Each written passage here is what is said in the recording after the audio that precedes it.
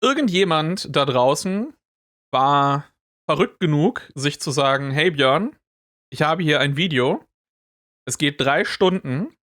Es geht um irgendein großes Loch in Texas, was scheinbar sehr viel Geld gekostet hat. Und ich würde, dass du das gerne guckst. Und dafür zahle ich dir auch ordentlich Geld. Also ja, ich bin sehr gespannt. Ich habe von dem Kanal BobbyBroccoli mal hier und da ein Video gesehen. Also es war das zu irgend so einem Scammer, was ich mal gesehen hatte. Genau, The Rise of Jan Hendrik Schön. Diesen 3 Teile hatte ich mir tatsächlich angesehen. Und ich glaube auch irgendwo noch mal ein anderes Video.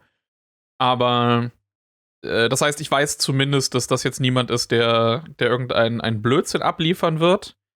Ich finde es einfach nur geil, dass der vorher Spiele-Reviews gemacht hat und vor allem auch sehr viel so zu Kindertiteln. Und dann irgendwann kam der Shift und man dachte sich, ja, wir machen jetzt sowas hier. Und deswegen schauen wir jetzt einfach mal. Das scheint hier eine Zusammenfassung zu sein von den vorigen 3 Videos hier, die jeweils auch fast 1 Stunde lang waren. Aber mal gucken, was die nächsten Stunden so für uns bereithalten. Ich würde einfach mal sagen, wir legen los. In the past couple hundred years, we've called a lot of things the November Revolution. As far back as the 1830s, when Poland rebelled against the Russians, you had the famous October Socialist Revolution that technically took place in November if you use the Gregorian calendar. You then have the creation of the Weimar Republic in Germany following World War I, and most recently we've had the 1989 Velvet Revolution, which ended the communist rule in Czechoslovakia, the same month that the Berlin Wall fell. But I'm here to talk about November of 1974. The United States is coming to terms with the resignation of Richard Nixon just a few months prior.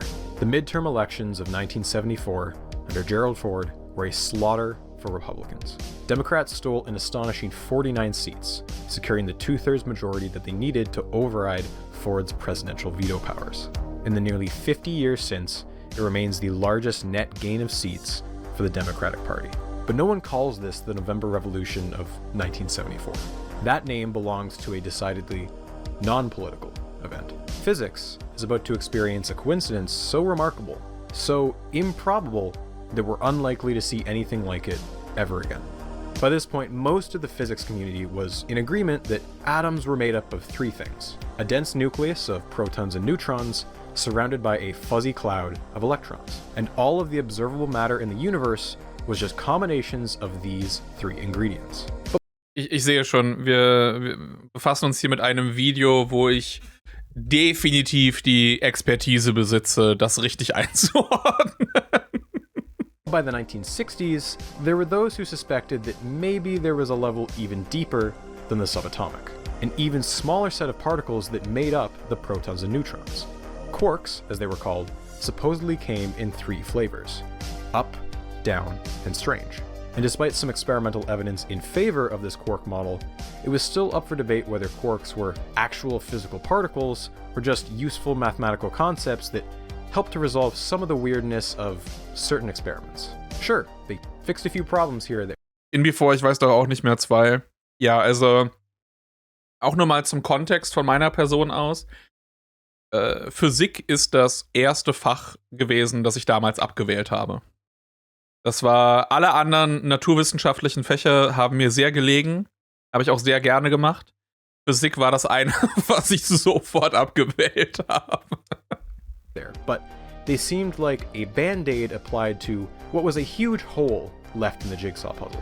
But this attitude would change thanks to an unexpected result off the California coast. Burton Richter was leading a team at Stanford, working on their newest $6 million toy, a tunnel loop 80 meters in diameter known as SPEAR. This is a very expensive tunnel in which electrons and their antimatter equivalents are rammed together at high speeds in the hope that they'll explode into new particles. As is typical in physics, when a breakthrough is made, everyone assumed that something must be broken because they weren't even looking for a new particle. And yet, there it was, flashing into existence for just 7 zeptoseconds, with an energy of 3 billion electron volts. This wasn't evidence of the up, down, or even strange quark. This was something new. This was a fourth quark. Specifically, a fourth quark appearing in tandem with its antimatter equivalent before they annihilate each other. Now, a fourth quark had been proposed before, but never seen in the wild. If this truly was the fourth quark, Charm, as it's now called, the Band-Aid could come off. They had just found the missing jigsaw piece. Richter had wanted to name the hybrid particle SP, after the accelerator that had discovered it, but his co-workers really didn't like that name. So instead, he asked a Greek colleague which Greek letters were still available. Iota...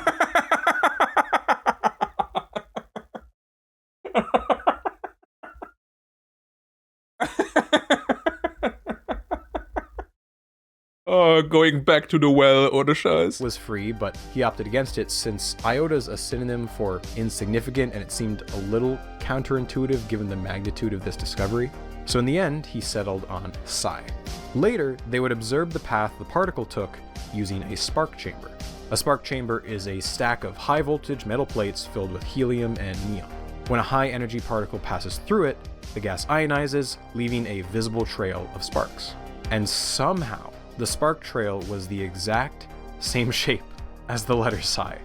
Now, this fact on its own is crazy, that a particle was named and then very soon after resembled the shape of its name. But this wasn't the coincidence I mentioned earlier. That exact same month, on the opposite side of the country, a group is working out of Brookhaven National Laboratory on Long Island. Leading the team was Samuel Ting, and with their own collider, the larger and more powerful AGS, they had stumbled onto the exact same charm-anti-charm particle. Ting called the particle J.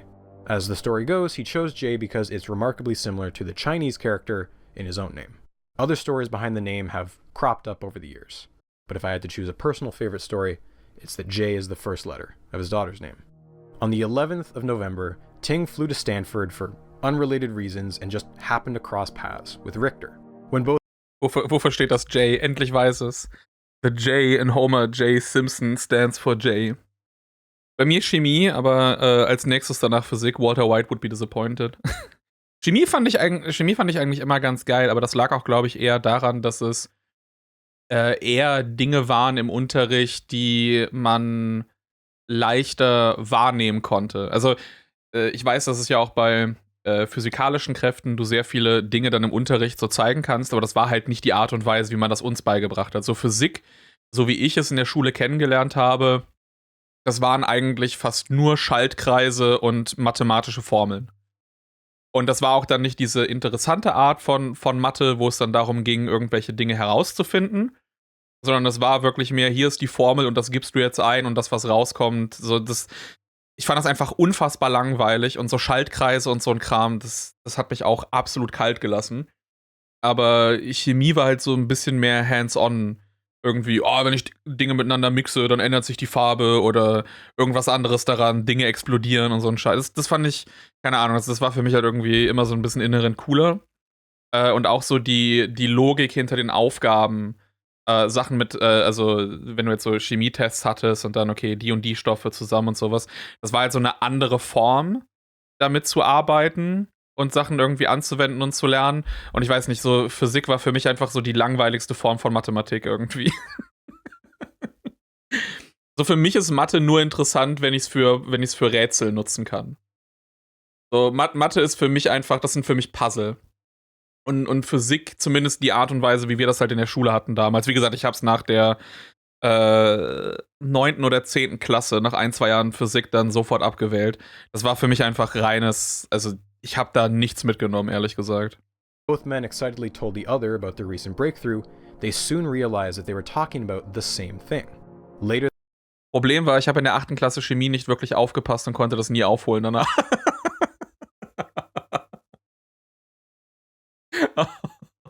Oh, das ist bitter, ja. Meine Chemielehrerin hat mal Buttersäure im Unterricht hergestellt, das war ein großer Spaß. Ja, siehst du, sowas brauchen wir mehr. Hätte ich in Physik die so Motherfucker gehabt, die sich ihre Bowlingkugel ans Gesicht halten und dann die an irgendeinem Seil oder so befestigen, dann loslassen und dann, ich werde danach aber nicht getroffen. der Scheiß, da hätte ich, glaube ich, auch mehr Spaß dann an Physik gehabt. Aber so, hier ist ein Schaltkreis auf dem Papier und ich war so, Bro, ich hab keine Lust. Interessiert mich nicht. That same day, they jointly made the announcement for the discovery of J/Psi.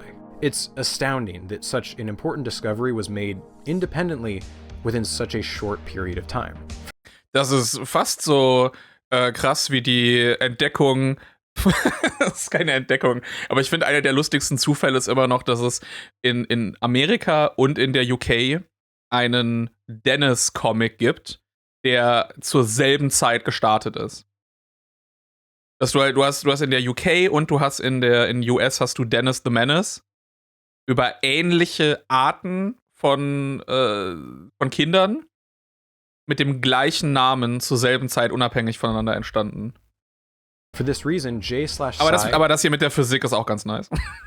is the only subatomic particle that has two officially recognized names. But we don't call it the November Revolution because of one discovery. We call it that because it pointed the whole field in a specific direction, kicking off a decade of discoveries. That same year, Jean Iliopoulos would compile what is now widely understood to be the first ever edition of the Standard Model of Physics. At this point, it's an even larger jigsaw puzzle, still missing some critical pieces. And you know how jigsaws are. Even if a piece is missing, you can still kind of infer what it should look like. Maybe you recognize some of the names here. This outer ring we call the fermions, aka the matter particles. The top half is the family of quarks. Note that you'll never find one of these on their own, only in larger combinations called hadrons. Only 3 years after the discovery of charm, the first evidence of an even heavier fifth quark was found. This new one was named the bottom quark. What this suggested was that there is a sixth partner quark also out there, waiting to be found, and thus the search for the massive but elusive top quark had begun. Gotta tell ya, this is one hell of a naming convention. On the other side here we have the leptons. Unlike quarks, you can actually find these alone in the wild. They consist of the electron, who you may recognize from their greatest hit, electricity.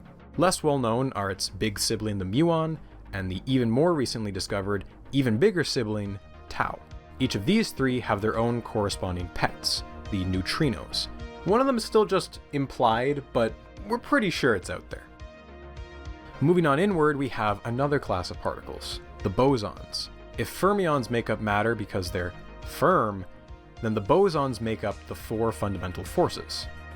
I don't have a mnemonic for Und Boson klingt auch nach einem guten. Ich glaube, das ist, weil es so nah an Boso dran ist. Deswegen ist das für mich, klingt das so direkt nach einer Beleidigung. this one. The photon you've probably heard of. It's responsible for all light and Das ist, by the way, der einzige Level, auf dem ich irgendeine Form von Commentary hinzufügen kann, aber. EM waves. You can thank Einstein for that one. At the tail end of the 1970s, the gluon had popped up in experiments. It's responsible for gluing together quarks to make protons and neutrons. The other two here are still missing in action. You have the W and Z bosons, which supposedly control nuclear radiation and decay. Their existence was so certain, though, that theoretical work suggesting them had already won a Nobel Prize. And that's about all there is. That's the Standard Model of Physics. Well, okay, no, not technically. There were those who proposed another boson, one that would tie all the other particles together in a field. And this field would supposedly explain the origin of mass. At this point in time, it wasn't so widely accepted, and thus its time in the spotlight will come much later on. So, as the 1970s gave way to the 1980s, this was the state of the Standard Model and most of particle physics. But something was becoming clear. To make further progress and find those missing pieces, the technology needed to catch up first. The heavier the particle, the higher the energy needed to produce it. They needed bigger accelerators. And thus 14 years after their first joint announcement, Burton Richter and Samuel Ting will be reunited. Not for the first time. They had, after all, jointly accepted a Nobel Prize some years back. And yet, despite the prestige of the Nobel ceremony, this occasion was no less monumental. A few feet away from them, the announcement is being made for what will be the largest scientific undertaking in United States history. It would be the particle physics equivalent of landing on the moon. Their mission was to find the holy grail of particle physics. And Ronald Reagan was all in. Outer space. Oh no. Oh no, ist das dieses Gods Particle, worum es da geht?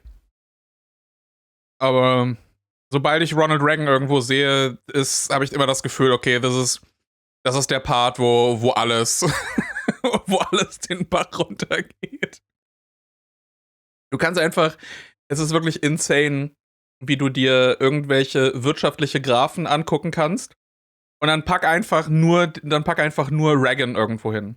Pack einfach nur auf diesen Graphen, so, okay, wo ist die Amtszeit von Reagan? Und dann ergibt der ganze Graphen viel mehr Sinn auf einmal. Used to be called the final frontier.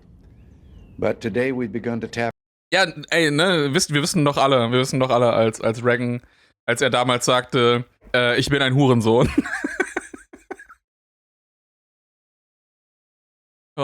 If you know, you know. Another frontier, inner space, whose infinitesimal constellations hold out infinite possibilities. I know that some people may question the practical applications of the superconducting supercollider, but the truth is, the practical applications of this knowledge are already changing the way we live. In the face of ever-increasing global competition, the United States must maintain the leading edge in science and technology, and building the world's largest particle accelerator is a visible symbol of our nation's determination to stay out front. Within 5 years, the project will have completely collapsed. And with it, Reagan never fails. American leadership in the realm of particle physics. Burton Richter would go on to call the project one of high-energy physics' greatest failures. I'm warning you now. This story has a lot of things. What it doesn't have is a happy ending. This was a failure so big, so massive in its scope, that it's hard to put into words.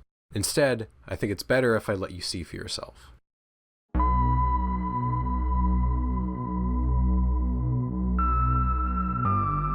Das kenne ich, das ist die Adventure-Line von Stanley Parable.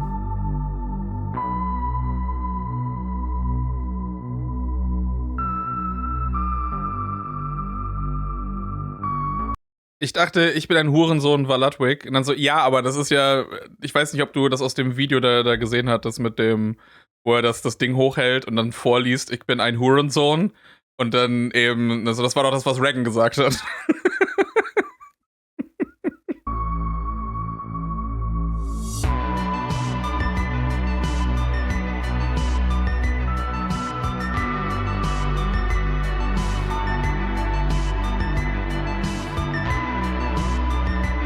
Hat auch ein bisschen was von so Escape from New York mit der die Einstellung, die du da siehst, was so Fake CGI sein sollte, aber eigentlich nur mit gelbem Tape auch gemacht wurde.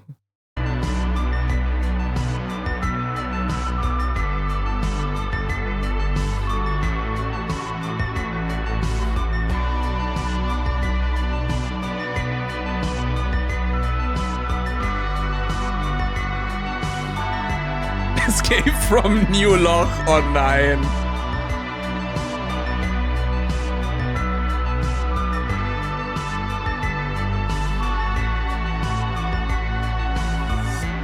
Am Ende ist es einfach nur Goatsy.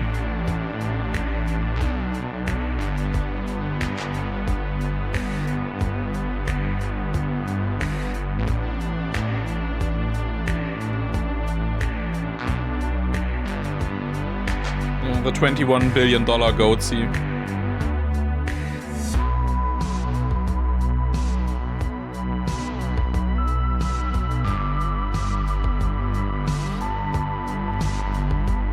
Und jetzt haben wir noch 3 Stunden Zeit, die restlichen Felder aufzufüllen.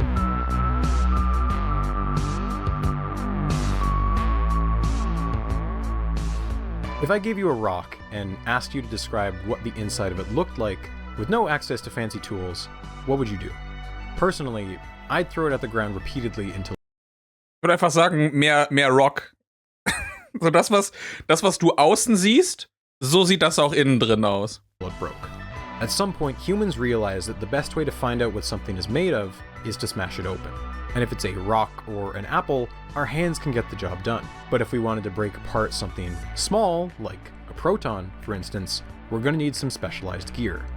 Einen sehr, sehr kleinen Hammer. Hence, particle accelerators. A particle accelerator, or more specifically a collider, consists of three main components. 1. A tunnel system, generally a circular loop that is held at vacuum and at temperatures close to absolute zero. This is what the particles will be traveling through. 2. A set of ultra-strong magnets. These serve two purposes. Most of the ring is surrounded by equally spaced magnets, and their job is to steer the charged particles around the ring. Additionally, you have a specific region where the magnets are used to speed up the particles once per loop, like a booster in Mario Kart. After thousands of loops per second, the particle has approached the speed of light. And finally, 3. The collision zone. This region usually contains an advanced detector that gathers hundreds of gigabytes of data per second. Think blood splatter analysis, only real.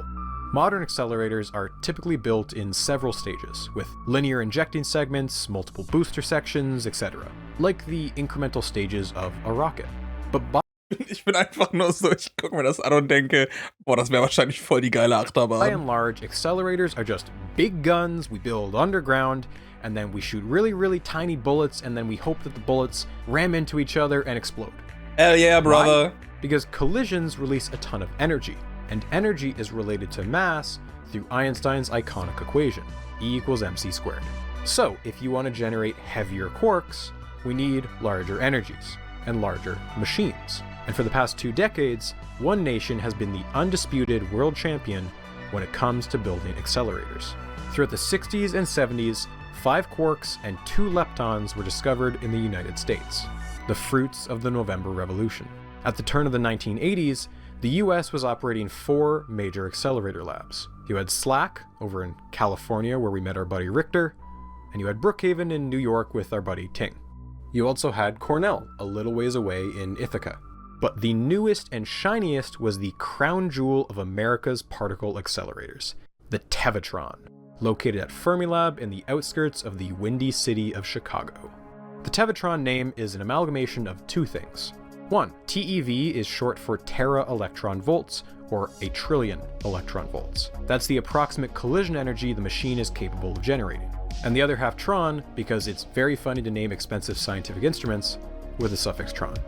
With a loop diameter of 2 kilometers and state-of-the-art superconducting magnets, the Tevatron was the world's first collider to break the energy barrier from GeV to TeV. That was the true final frontier. As the standard model began to get filled in, the missing puzzle pieces were beginning to take shape. That meant the top quark, the W and Z bosons, and maybe, just maybe, the Higgs boson.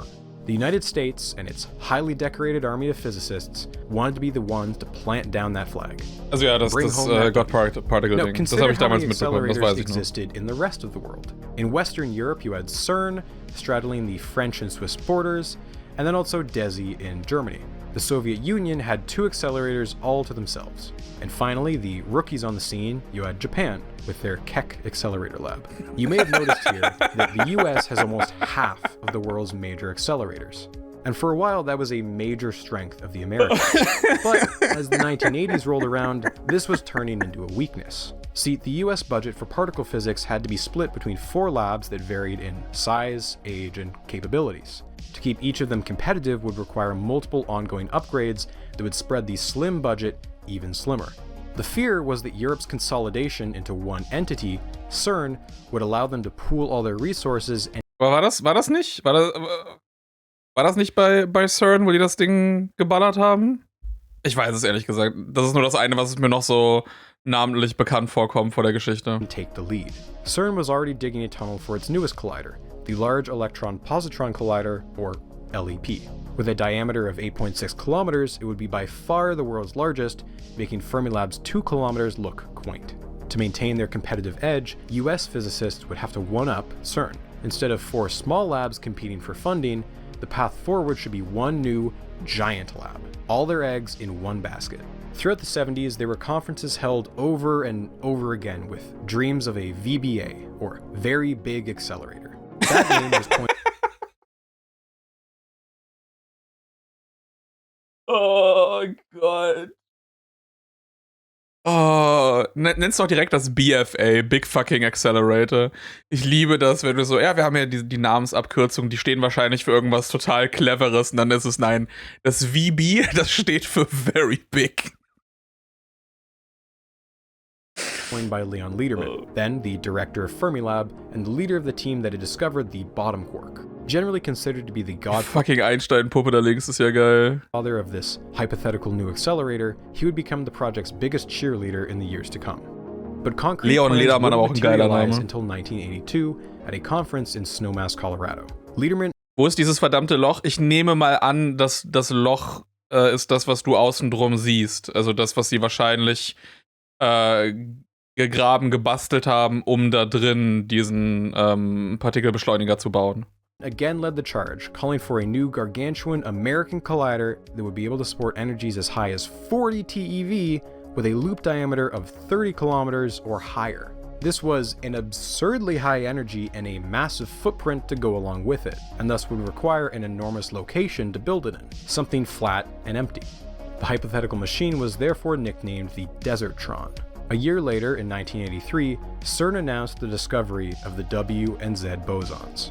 There were no buts about it, Europe had taken the lead in the boson race.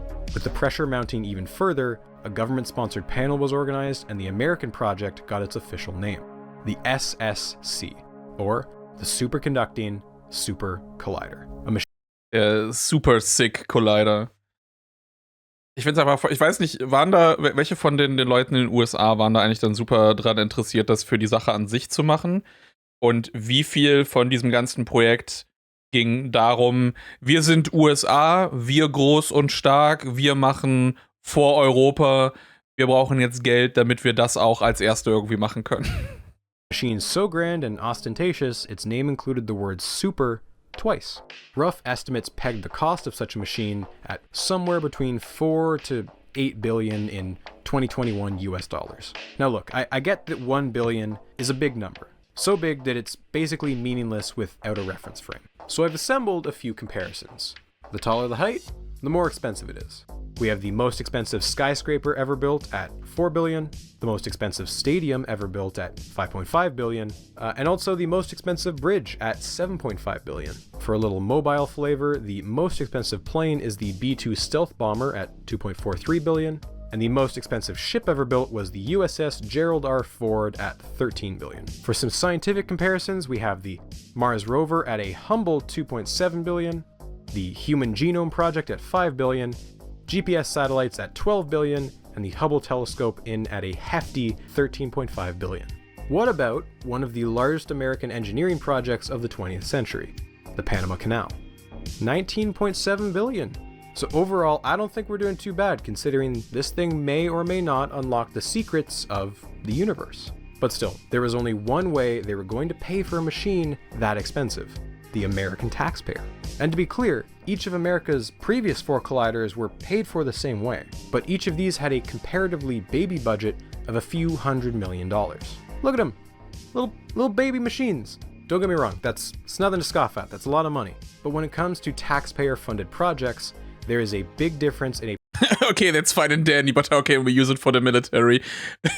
USA probably, So entweder, okay, wie können wir damit andere Nationen fertig machen, oder wie wichtig ist das Ganze, was das Ansehen betrifft, damit wir die Ersten sein können, einfach nur um die Ersten zu sein. a price tag that starts with an M versus a price tag that starts with a B.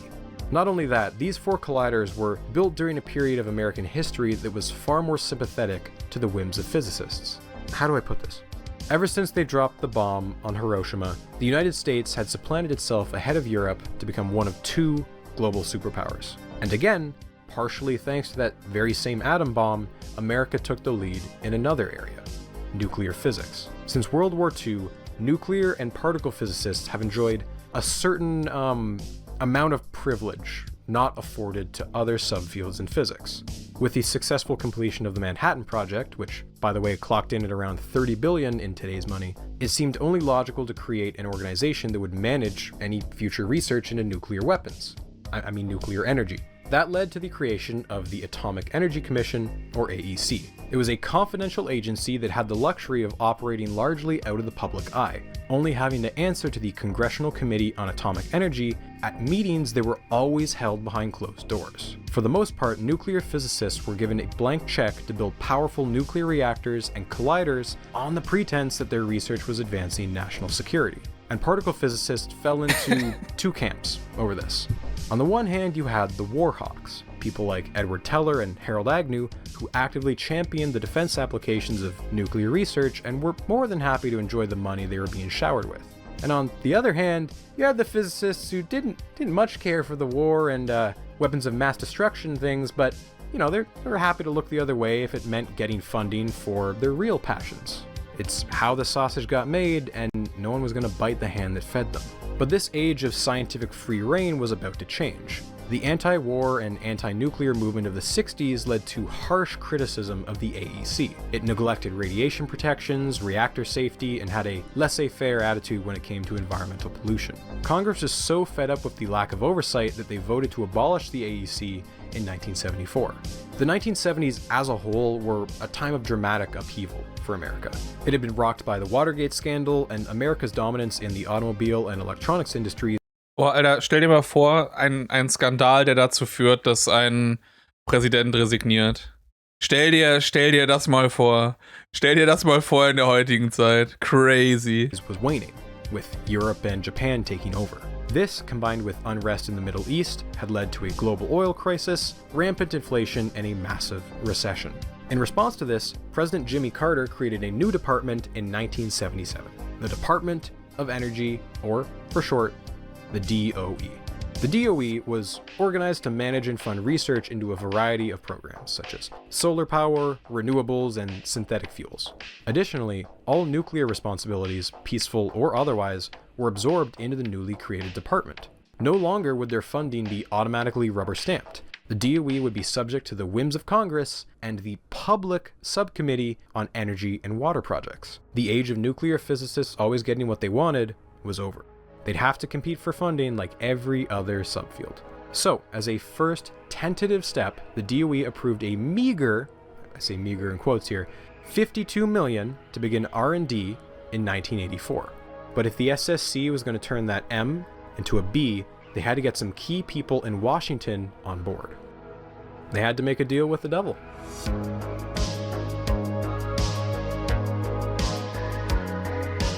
The SSC only got off the ground due to an alliance of convenience. There had never before been a scientific project of this scope, both in the physical size and financial cost. Unlike previous American accelerators funded by the US government, this one was going to be the first to cross the $1 billion threshold. In fact, it was projected to cross it a dozen times.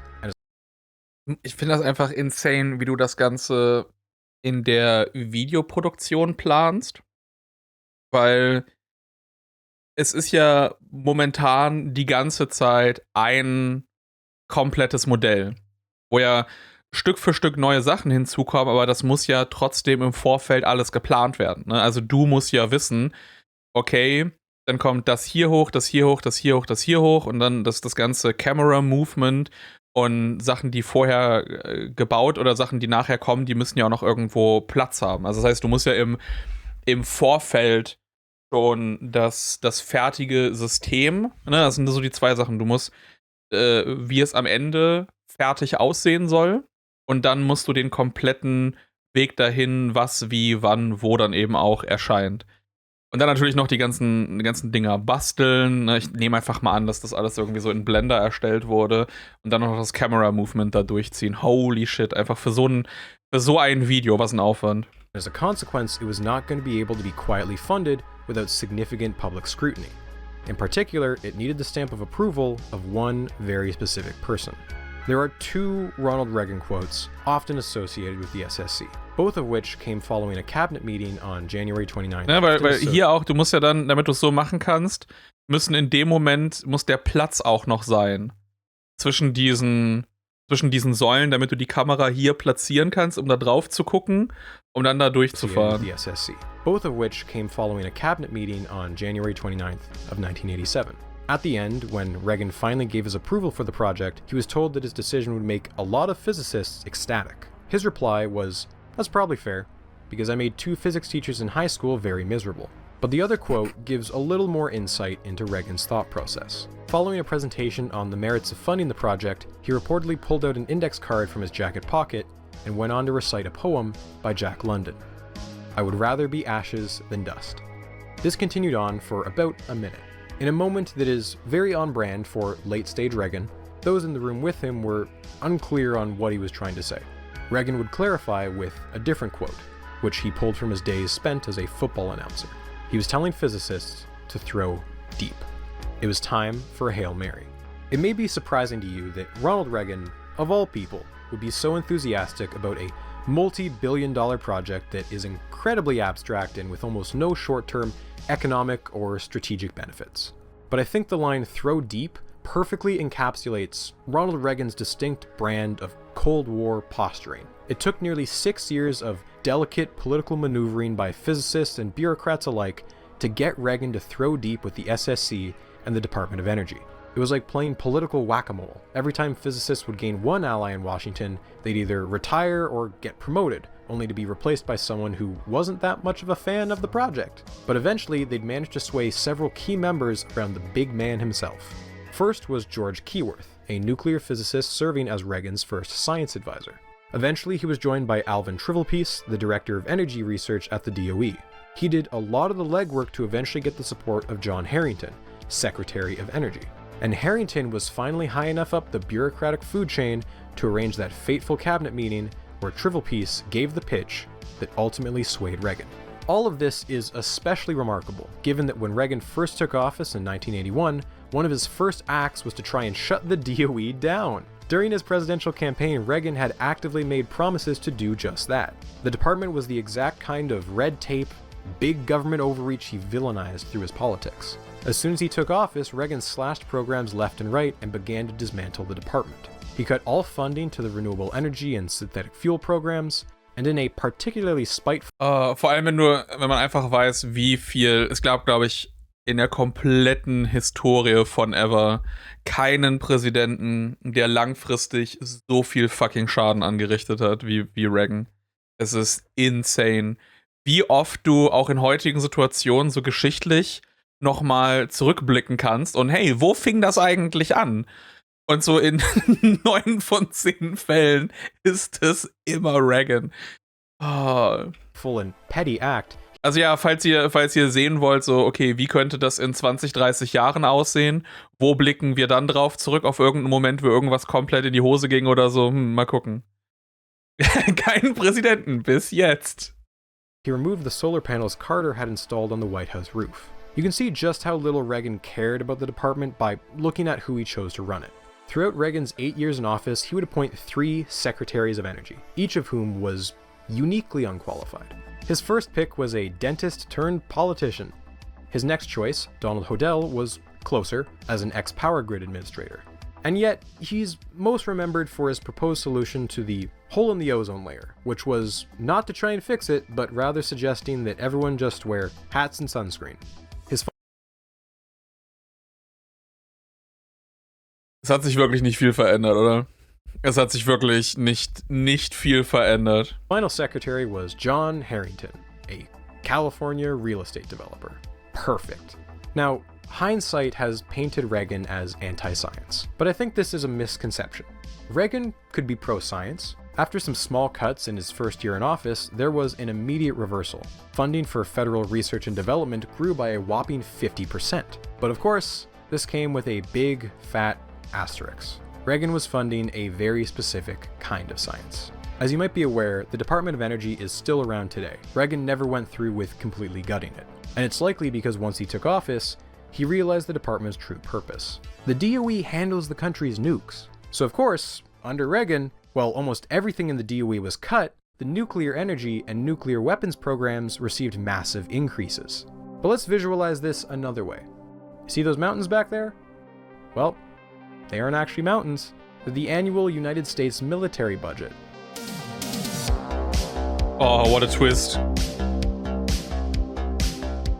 Ich muss echt sagen, ich finde die Musik in dem Video bisher hervorragend.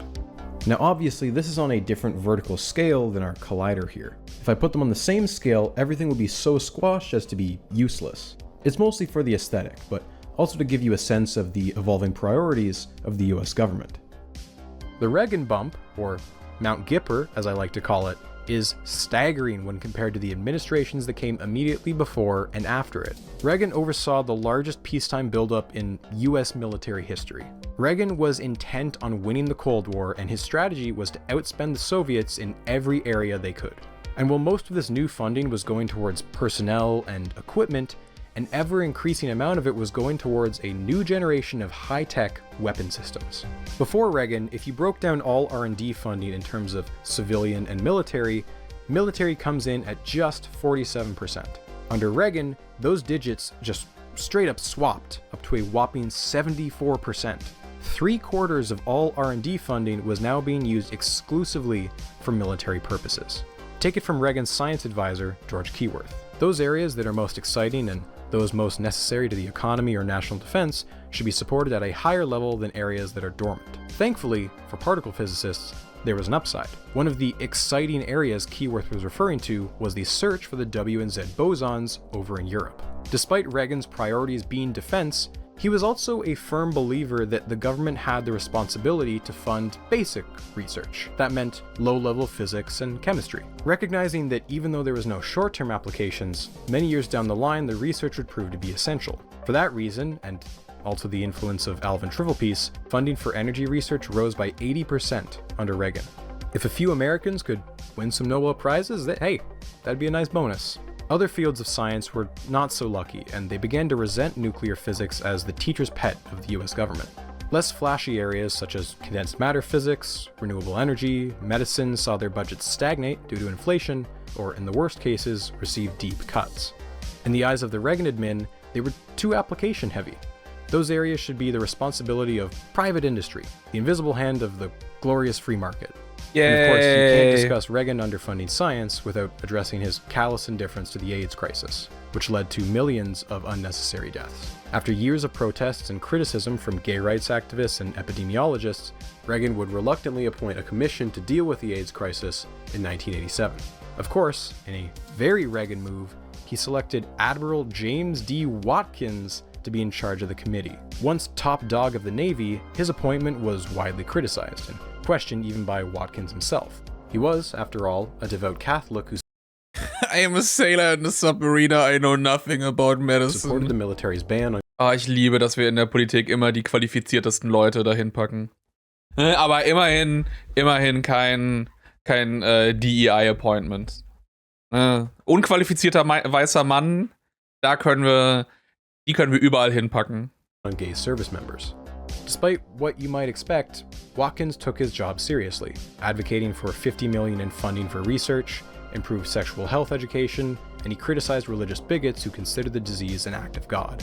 In his commission report, he would go on to request anti-discrimination laws for those suffering from AIDS. The commission report passed by a slim vote of 7-6. Reagan would go on to ignore most of the suggestions made by Watkins. Although he didn't say so publicly, behind the scenes, Watkins was said to have been angered and depressed. But there was only one thing that Reagan loved more than the amount that he hated the gays: space. Throughout the 80s, NASA's budget was Fucking hate space, man. It's cold, it's dark, I'm scared, I fucking hate it, man. was either stagnant or marginally declining. But in actuality, Reagan was pumping plenty of money into space tech. It was just going to a different department, the Department of Defense. See, NASA is explicitly for non-military space applications. Military space funding simply falls under the classified umbrella of the Air Force, and its space division far outpaced Es hat sich einfach wirklich nichts geändert. the budget of NASA. When it came to space projects, Reagan had a knack for betting on overambitious ideas that hemorrhaged money and never saw the light of day. For example, during Reagan's 1984 State of the Union address, where he said the words free and freedom 25 times, he announced that he was directing NASA to build the ludicrously named Space Station Freedom. This bloated project was Es ist wirklich so krank. Alter, wie viele Vergleiche du zu heute ziehen kannst. Was intended to be a peaceful, civilian-based orbiting research lab until the Department of Defense began encroaching, demanding that it could, at any point, carry out national.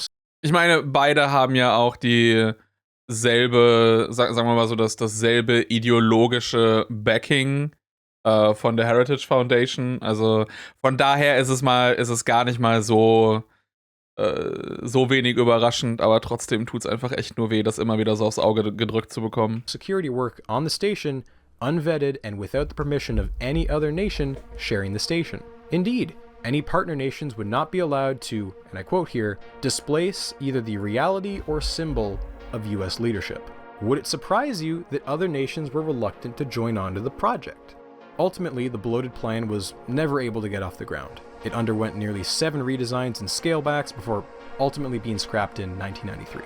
Another of these pipe dreams was the so-called Orient Express spaceplane, a hypersonic plane that could take off and land at regular airports, but which could also deliver satellites into space. After spending around $3 billion, the project was canned in 1994, and the technology was considered unworkable.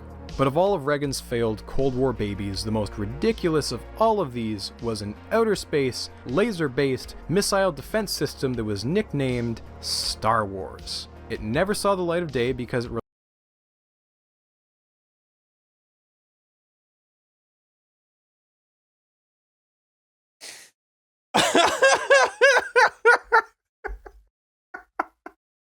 Oh my god, what the fuck?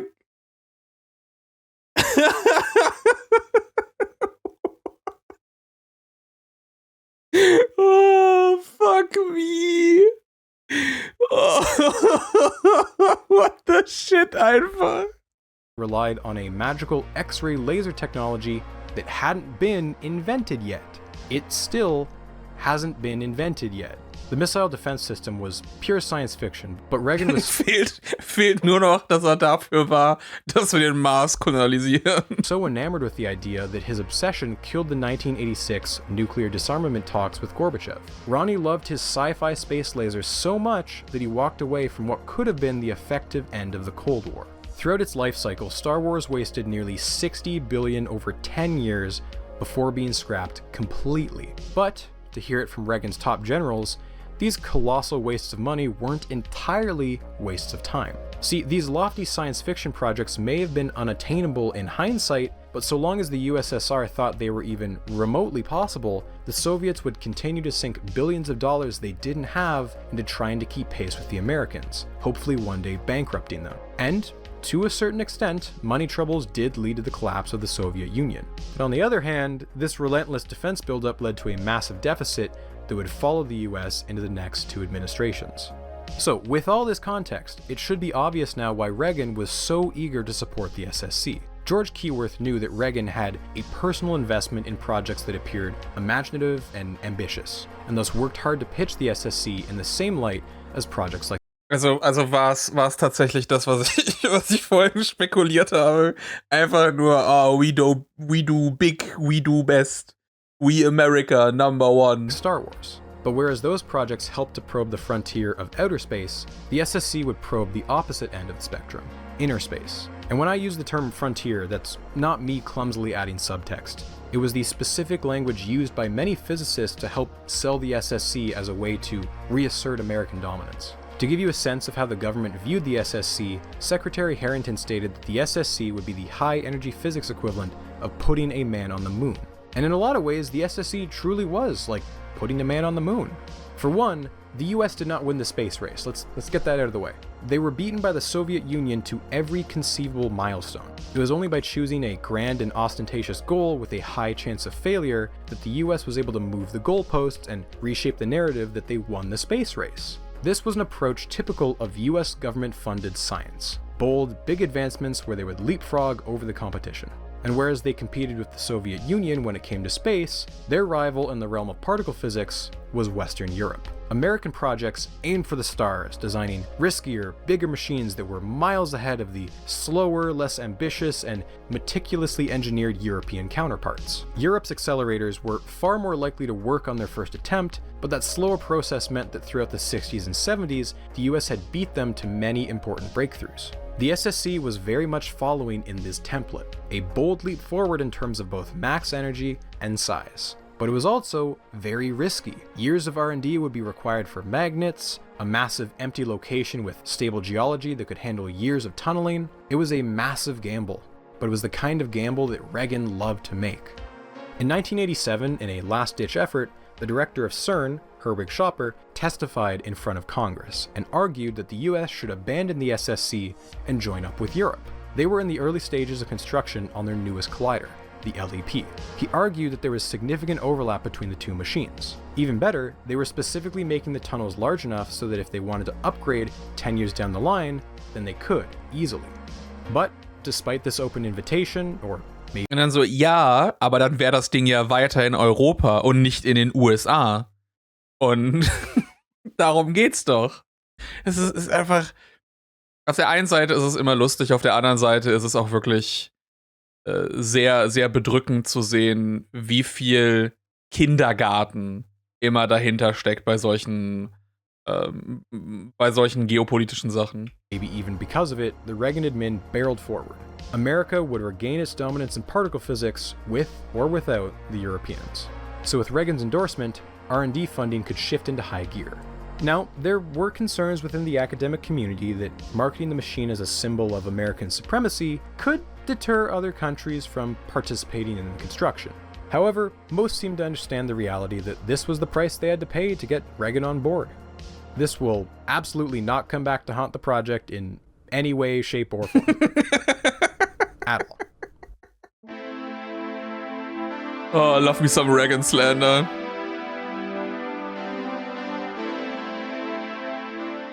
Meet Maury Tigner. Maury has been toiling away in the background of the story for a while now.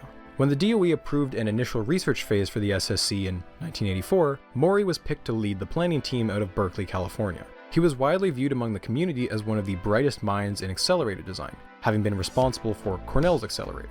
The DOE was impressed with Tigner's efficiency and thoroughness, and also by how he inspired loyalty in his team. He worked hard, and his team respected him. And in a field with so many conflicted voices, the DOE viewed him as the only suitable candidate to become the full-time leader of the R&D. With the plan laid out, the DOE allocated a few dozen million in funding, a small enough amount that Congress didn't have to be consulted. Like I mentioned previously, accelerators are really just three components: a tunnel system, thousands of ultra-strong magnets, and a series of detectors. The detectors, thankfully, Magnets, could come fuck yeah, much baby. later in the project's life. The key criteria that needed to be figured out were A, how big is the tunnel loop going to be, and B, how are they going to make the magnets? Collider performance is really a three-way compromise between the size, max energy, and magnet strength. Ideally, we'd make the loop as small as we could, because tunneling and construction is incredibly expensive. But at the same time, if we want a smaller loop, we need stronger magnets to compensate. And magnets aren't cheap either. And these weren't just any magnets. They were going to be 17-meter-long superconducting niobium titanium magnets, which meant that to maximize their performance, they would need to be held at temperatures barely above absolute zero. If they rise in temperature too much, just 4 degrees above absolute zero, the magnets quench and lose their superconductivity. This is usually followed by a rapid surge of heat that can melt components or even cause an explosion. For all these reasons, each magnet would likely cost around tens of thousands of dollars, and they'd need around 8,000 of them. So, to summarize, if you lock in max energy and you lock in magnet strength, the size of the collider is really the only variable they could increase. Somewhere in the middle of all this was the sweet spot, and Maury Tigner's team needed to find it. In early 1984, there were reports from CERN that evidence of the top quark had been found. This turned out not to be the case, but the false alarm still put pressure on the design team. CERN kept bragging that their eventual upgrade could support energies up to 18 TeV. The SSC needed to go above and beyond to justify its existence. So, for both technical and political reasons, Tigner's group decided on a colossal total energy of 40 TeV. The loop would have a diameter of 30 kilometers, nearly 3 times as big as CERN's. If predictions were correct, the SSC would absolutely find the top quark and hopefully the Higgs boson as well. They estimated a 9-year project length, 3 for full R&D, and 6 for construction. The new estimate for the costs was updated to 7.5 to 8.3 billion. On the higher end, but certainly not outrageous. After soliciting a number of different magnet proposals. Das erinnert mich daran, dass die Amis ein 100 Milliarden Rechenzentrum für AI bauen. Ich meine, dann können wir ja hier schon mal die Prequel-Story uns ansehen, um zu schauen, wie gut das dann funktionieren wird. That varied in shape, materials, and strength. They settled on a magnet that could operate at 6.6 Teslas. Weil auch da ist es, glaube ich, dann eher so, oh nein, wir haben gesehen, dass China uns irgendwie den Rang abläuft. Nein, das können wir natürlich nicht zulassen. We America, we big, we strong. Wir machen das alles zuerst. Alter, das ist doch, also jetzt gehen wir doch wirklich in die Goatsy-Analogien rein. By nearly 12,000 amps of current. This magnet won out over a design by a group in Texas who had a cheaper but weaker magnet. The choice ultimately came down to the size of the collider. If they went with Texas's magnet, the loop's diameter would be nearly double in size, making the whole thing prohibitively expensive. But here's where the drama comes in. The Texas group refused to accept this decision, saying that there was no way the R&D team could meet their deadlines with the other designs. Now, whether the design would have been any better, we can't really say. But they were right when they predicted that Tigner and his team wouldn't be able to meet their deadlines. The prototypes were a mess, way over budget and behind schedule by over a year. The magnets consistently quenched before achieving their target strength of 6.6 Teslas. Basically, the fields are so strong that the magnets would literally tear themselves apart if not properly constrained, generating heat that ruined the superconductivity. Solving this problem took nearly a year of work that ate up much of the R&D budget.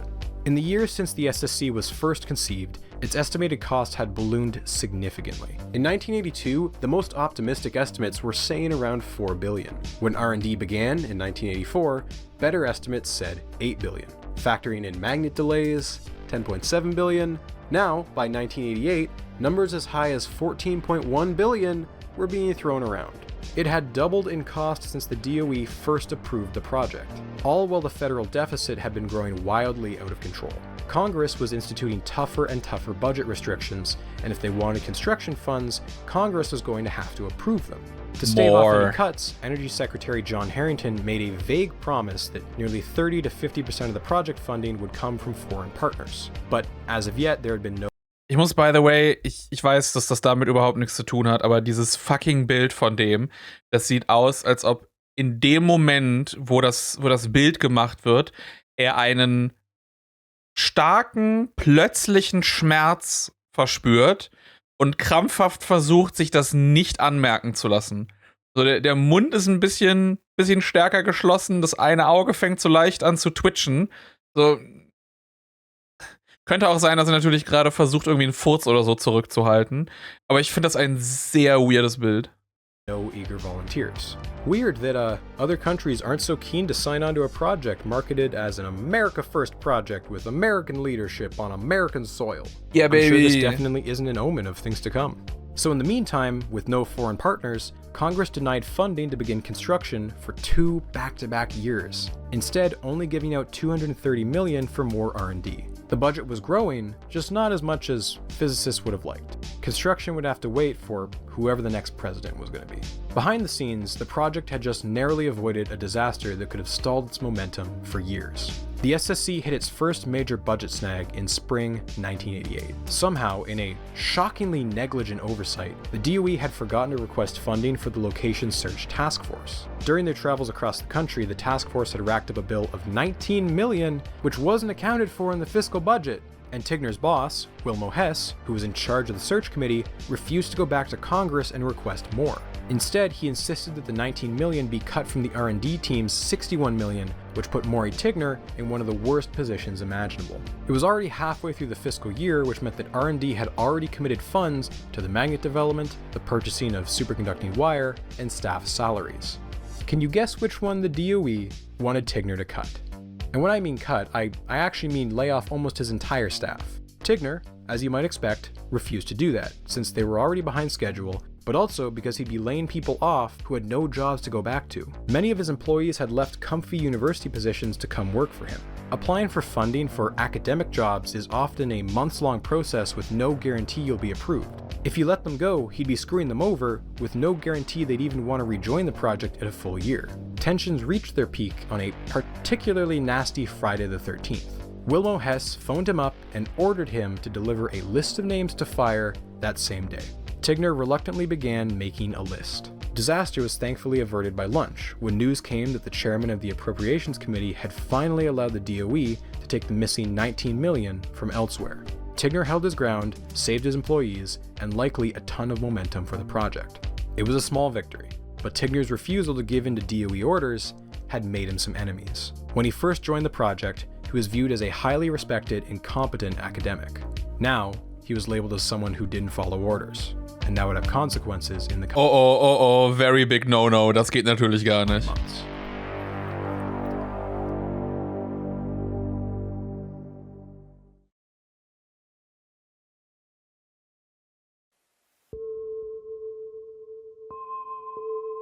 Out of the blue, the DOE would receive an unsolicited proposal written by an Edwin Goldwasser, a high-ranking member of the R&D team. He argued in this 14-page proposal that the URA was the logical organization to manage both the construction and eventual operation of the SSC lab.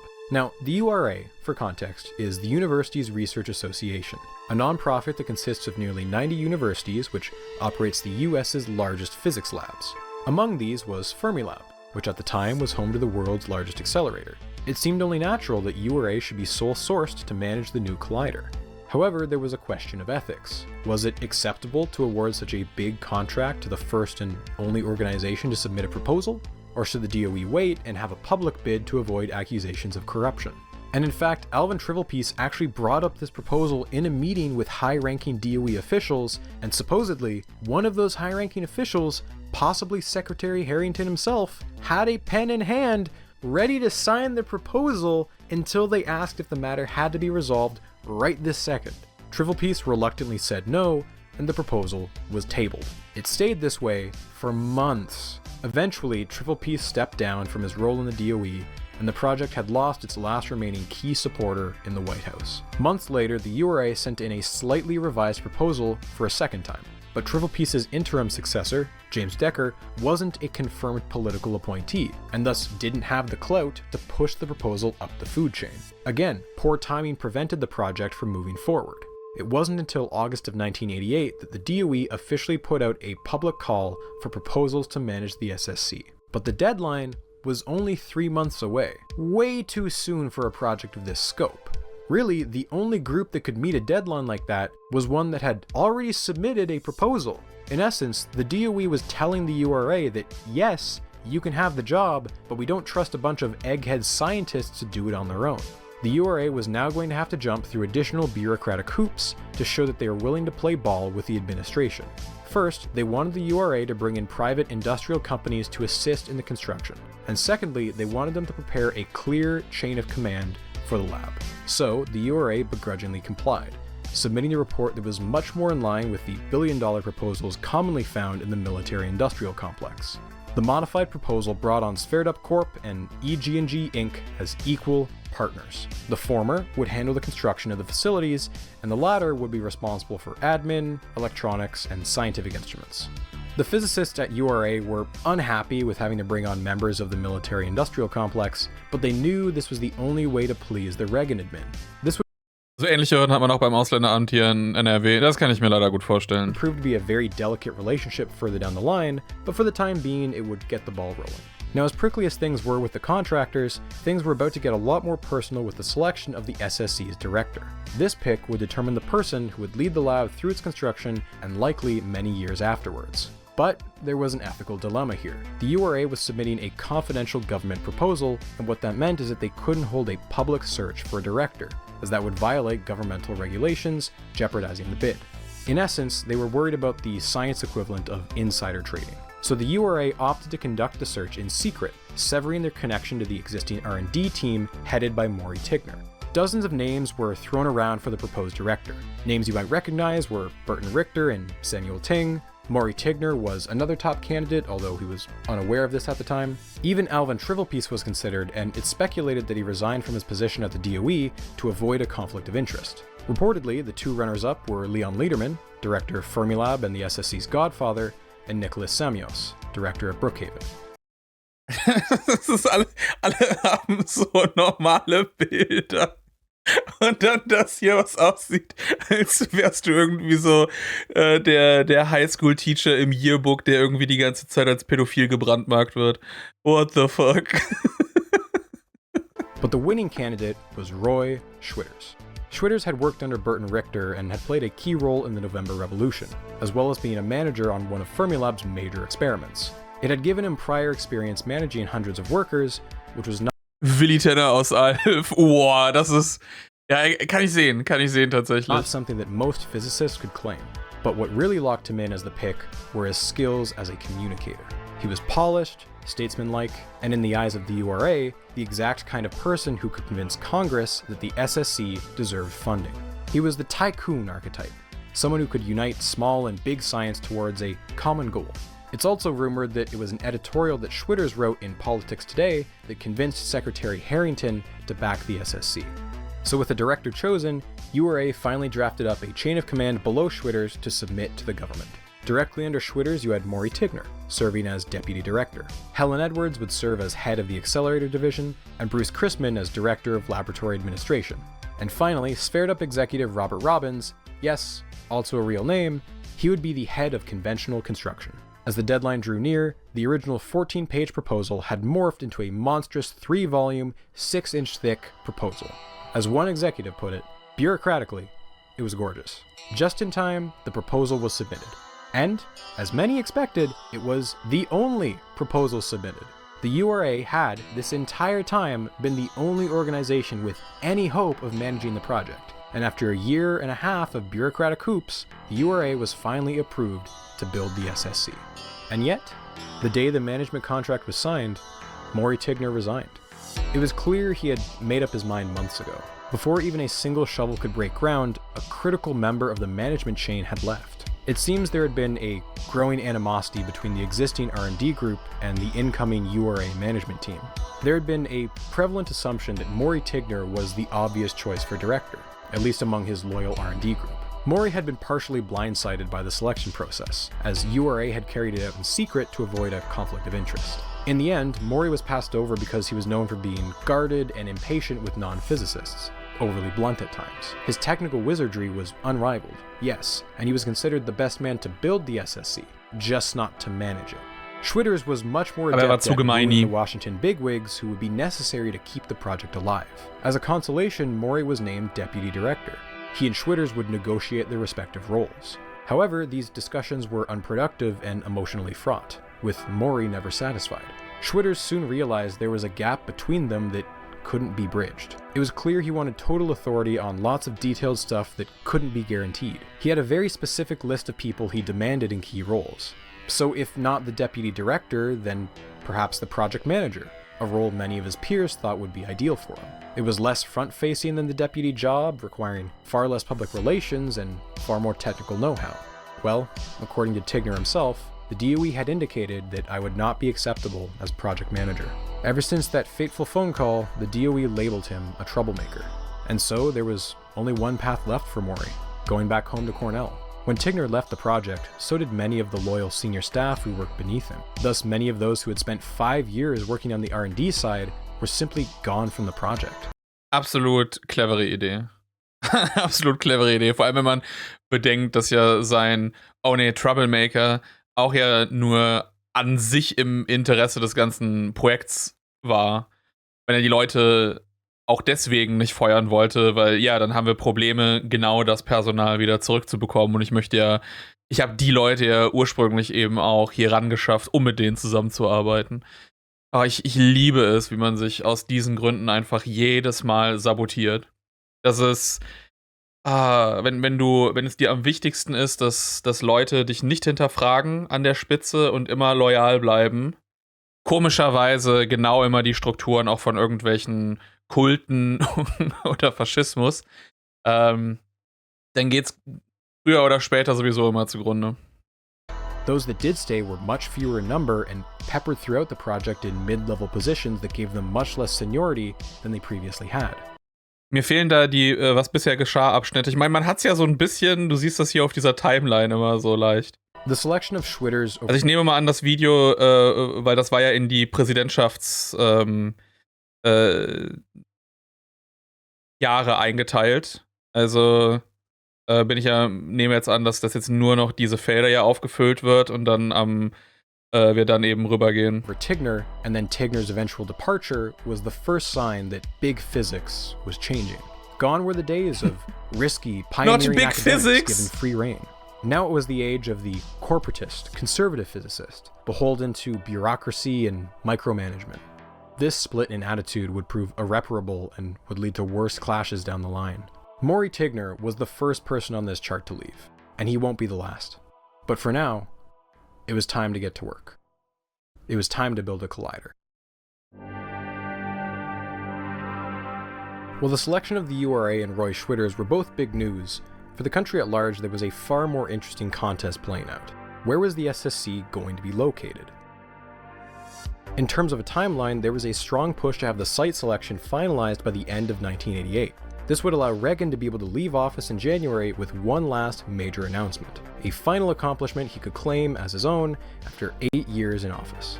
And so the clock was ticking. In April of '87, the site selection contest was announced.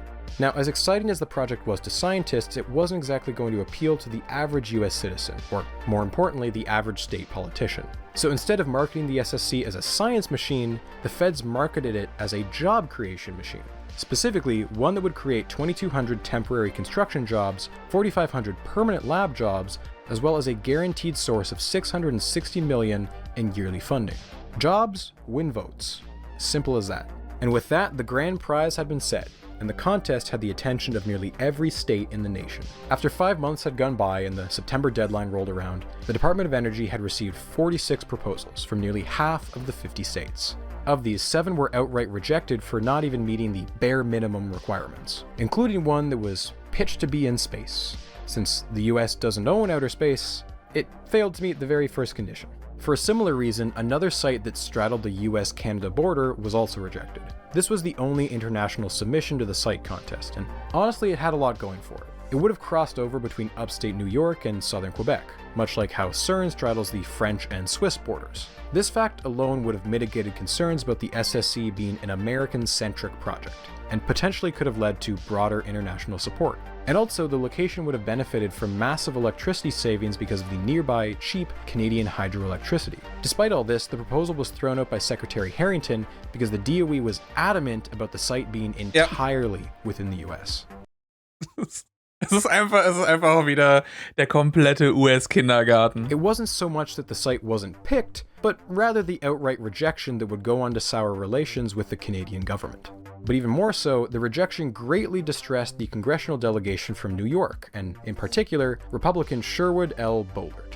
I'm singling him out for no reason at all. A more intense second round of evaluations further narrowed the list from 36 proposals down to just 8 finalists, which were announced in December of 1987. Arizona, Colorado, Illinois, Michigan, New York, North Carolina, Tennessee, and Texas.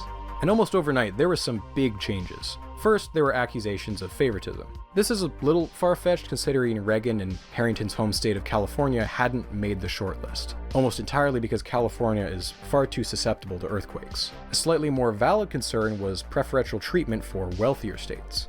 See, the DOE had made a big show about how cost savings weren't going to be considered in the initial rounds, as they wanted the decision to be as impartial as possible. What they feared would happen was a bidding war, where bigger states that were more wealthy would just offer state funding as an incentive, leaving smaller states at an inherent disadvantage. So for that reason, a coalition of smaller states passed a law requiring all financial incentives to be submitted in a sealed envelope and only opened after the winning site was chosen. This, of course, was a farce, because many state legislatures would make very public announcements about how they were offering over $1 billion in state funding, and the task force would just have to pretend like they hadn't heard any of it. The second big change was much worse for long-term support of the project. Marketing the SSC as a job creation machine and not a science machine had enormous short-term benefits. The site competition had been fierce, with many enthusiastic proposals vying for those tantalizing jobs. But as the majority of the states were cut from consideration, almost overnight their elected representatives pivoted from supporting the project to loudly complaining that the SSC was nothing more than a $15 billion parasite that was monopolizing the bulk of the nation's science funding. You couldn't even market the SSC as a science machine now, because now the rhetoric had shifted to how bloated the project was and how we should instead be funding several smaller scale physics projects. In hindsight, this should have been an obvious outcome. Only one state was ever going to host the machine, and therefore those oh-so-valuable jobs. Only a few days after the announcement of the finalists, New York Governor Mario Cuomo withdrew the Rochester, New York site from consideration. Apparently, there had been a strong local opposition to the project due to its relative proximity to a large city center. Now, with the sole exception of Chicago, Illinois, the remaining 7 site locations were all extremely rural, with far fewer people who would need to be displaced to build the project. Each of the remaining sites had their own advantages. Arizona, for instance, would only have to displace 4 families, compared to the hundreds of families at other sites. Tennessee and Colorado had the best geology for cheaper tunneling. Texas, Michigan, and North Carolina sites each had a good variety of industrial infrastructure nearby. But for most academics, the winner was a foregone conclusion. The contest was just a months-long dog and pony show to give the impression of political fairness. Fermilab, located in Chicago, Illinois, was inarguably the best choice for the site. Chicago was no stranger to this exact sort of competition. It had been the winner of a 1966 site selection competition to build Fermilab in the first place. And to beat a dead horse here, it was home to the world's largest particle accelerator, the Tevatron. With Fermilab already constructed, you'd be saving enormous sums of money on the existing lab infrastructure and the hiring of thousands of staff and researchers. Ich habe nur so aus irgendeinem Grund das Gefühl, dass es nicht da gewählt werden sollte. With ample housing and universities right nearby. But perhaps the strongest reason, advocated by Nobel laureate James Cronin, was that the building of the SSC at Fermilab would keep the US at 4 particle accelerator labs, not 5. He argued that Europe enjoyed the advantage of only having to support 2 accelerator labs. Going from 4 labs to 5 would only be making their problem worse. During a week-long retreat, the task force wrote the final evaluations for the remaining 7 sites, and they submitted the report to the DOE on November 7th of 1988. A few days later, Secretary Harrington made the final call. The SSC was going to be built in Texas. Ey! What? Wo habe ich das denn What do you mean, gewusst? Texas? That was the phrase that reverberated throughout the scientific community. And if tensions weren't high enough, just a few days earlier, in a much less surprising result, George H.W. Bush had defeated Michael Dukakis in a brutal presidential campaign. Oh, of course. There was soon going to be a Texan. Of course. Oh, ich hatte mir schon gedacht, so, warum haben sie jetzt dann in dem Fall Texas gewonnen? Aber ja, stimmt, wenn Bush dann zu dem Zeitpunkt ja Präsident war. Holy shit. Congress immediately requested an ethics investigation from the US Government Accounting Office, but Janneke, to be fair, wir haben das auch so vor einer Stunde 20 auch erst angefangen. Also so schlimm ist es dann auch nicht. no wrongdoing was found.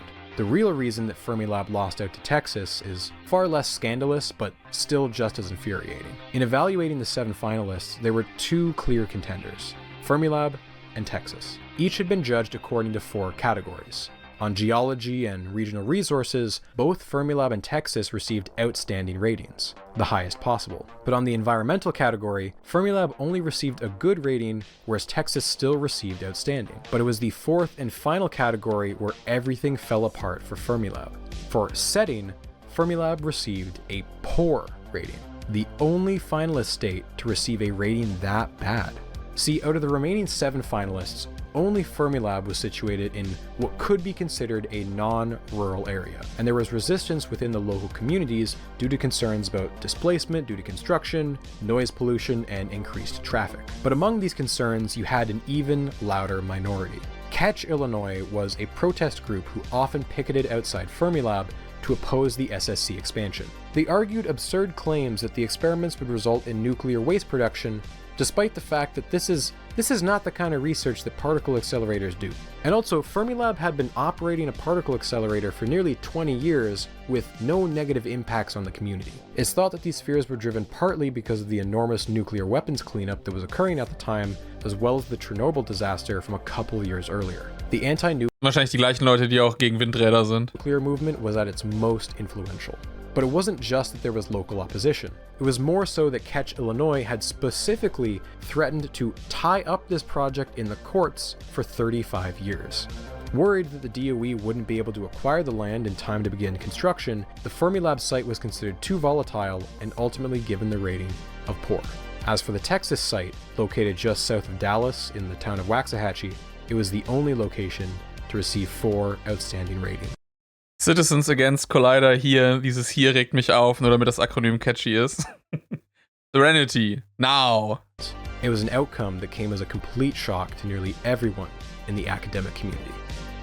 Not quite everyone, though. Richard Lundy, a physicist at Fermilab, made a bet with a colleague in late October. He told them to write down 3 predictions. 1. The SSC would be situated in Texas. 2. URA would be granted the management contract. 3. The project would fold in 5 years or less. He was now 2 for 3. And exactly 5 years later, almost to the month, he would be 3 for 3. But until then, plans marched on. The crown jewel of American particle physics was moving to Texas. And you know what they say? Everything's bigger in Texas.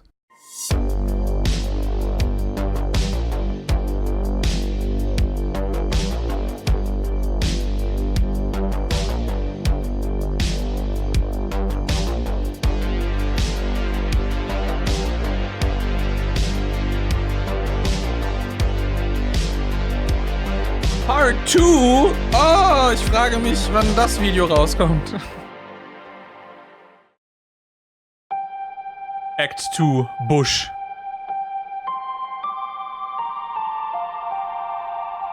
We gonna bush it out, baby. It's a chilly November morning in Chicago. 2 days ago, George H.W. Bush won the 1988 presidential election against Michael Dukakis. Today, November 10th, it was announced that Waxahachie, Texas would be the Ich meine, to be fair, wie willst du auch Präsidentschaftswahlen mit einem Nachnamen wie Dukakis gewinnen? site for the world's largest particle accelerator. The news had leaked to the press early, and many of the physicists driving to Fermilab on that Chicago morning had heard the bad news via their car radios. They waited and gathered throughout the halls of Fermilab and pondered the future. Oh, das ist das Would the lab Gebäude. be shut down? What about their jobs? Later that day, around noon, they found themselves sitting in the main auditorium, where the lab's director, Leon Lederman, was going to address the disappointing news. Just a month earlier, Lederman had won a Nobel Prize for work he did in the 60s. Expecting a somber speech, the audience erupted into a fit of laughter when Lederman donned a comically large cowboy hat. After the noise died down, Lederman began to read his speech. Much like George Bush 2 nights earlier, he had 2 speeches prepared, one for the best case scenario and one for the worst. Lederman began by expressing his disappointment in the site selection, and like many of those there, he maintained that Fermilab would have been a better location to build the superconducting super collider. As for Fermilab's future, he reminded the crowd that the SSC wouldn't be up and running until at least the year 2000, and that in the meantime, Fermilab's Tevatron would remain America's biggest collider. They had 10 to 15 good years left in them. Not to mention, they would likely play a key role in R&D for the SSC. But despite his assurances, the crowd was always going to be gutted. As he wrapped up his speech, he put the cowboy hat back on and left the crowd with a final message in his best Texas accent. Call me Tex.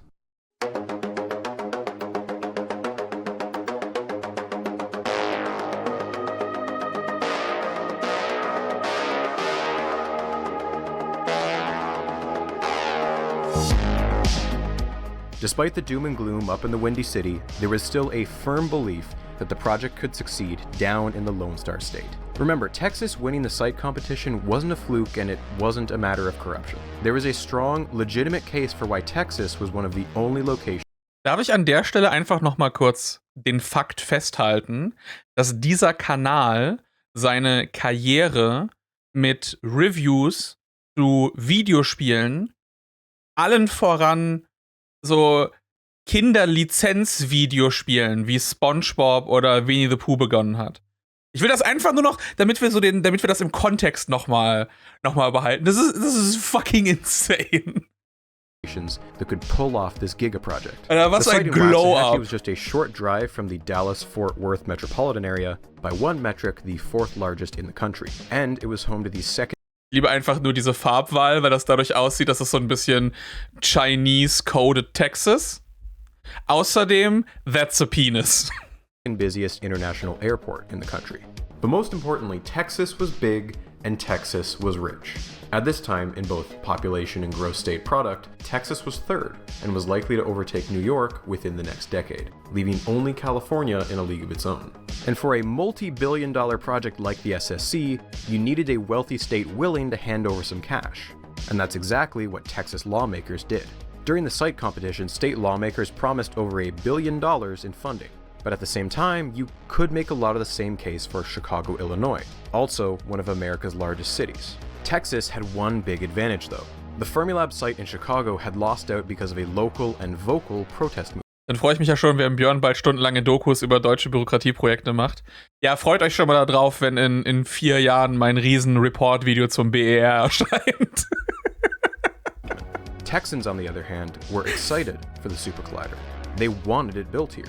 There were a few residents of Ennis County who were less than pleased. They had to be displaced and had their houses bought out, but a surprising amount of the locals were on board.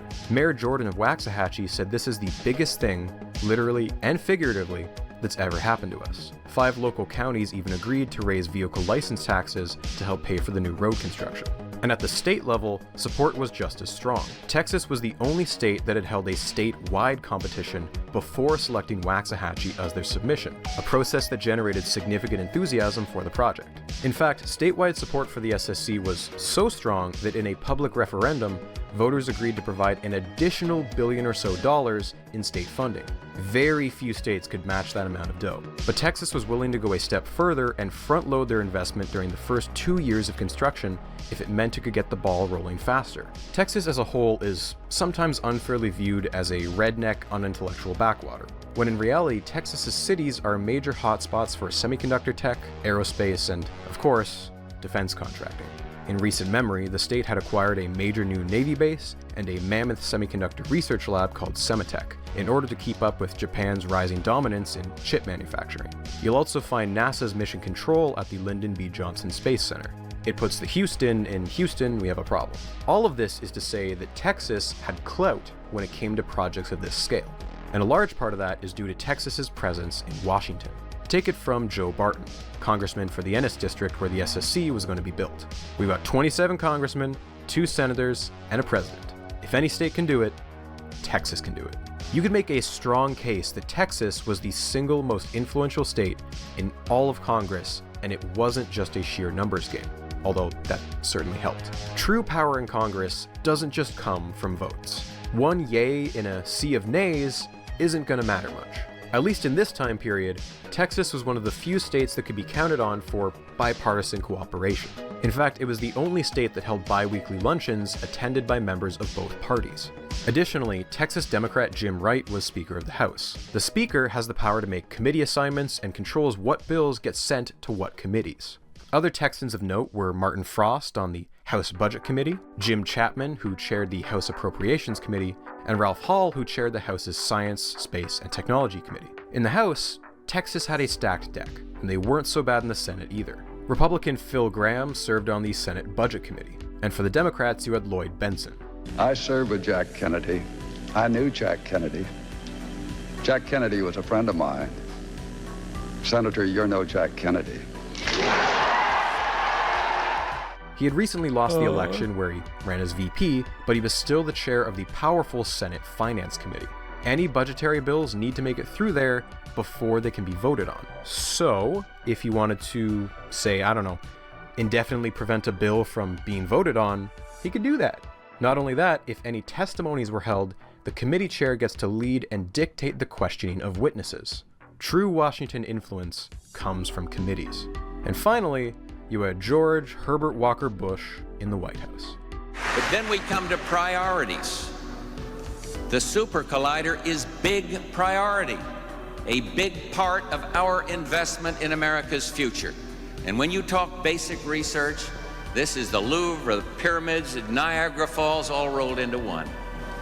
And where once we reached for the moon above to explore new frontiers of our universe, soon we'll begin to tunnel below to learn about the fundamental question of science, how our universe began. His support for the project had less to do with him being a Texan, and more so that the SSC began under Reagan when he was VP, and it would be bad optics to change his mind now. And if you had Bush on your side, you also had his presidential veto. Sure, Congress could vote to kill the SSC, but as long as they didn't have a 2/3 majority, Bush could veto any budgetary bill as a last line of defense. Of course, Texas is just one state, and even with all their influence, they can only do so much. They needed other states on their side. Texas had won the lottery. 4,500 permanent lab jobs, 2,200 construction jobs, and $660 million in yearly lab funding. Once the site contest was over, many of the other states lost interest entirely, and with no incentives, they'd sooner vote to axe the project than vote to keep it. But just because the grand prize was claimed doesn't mean there weren't consolation prizes. Texas was going to have to rely on the great American pastime of corporate lobbying. In comes the Texas cartel. Not a literal cartel, that was just Alter, was haben die immer mit ihren fucking Serial-Killer-Fotos hier? the nickname given to the Texas National Research Laboratory Commission. It was a lobbying and management group made up of a selection of powerful local business leaders, and it had been formed by Governor Clements to help the state win the site selection contest. Among these Texas businessmen was billionaire H. Ross Perot. For some of you, that name might ring a bell. We'll be getting back to him much, much later.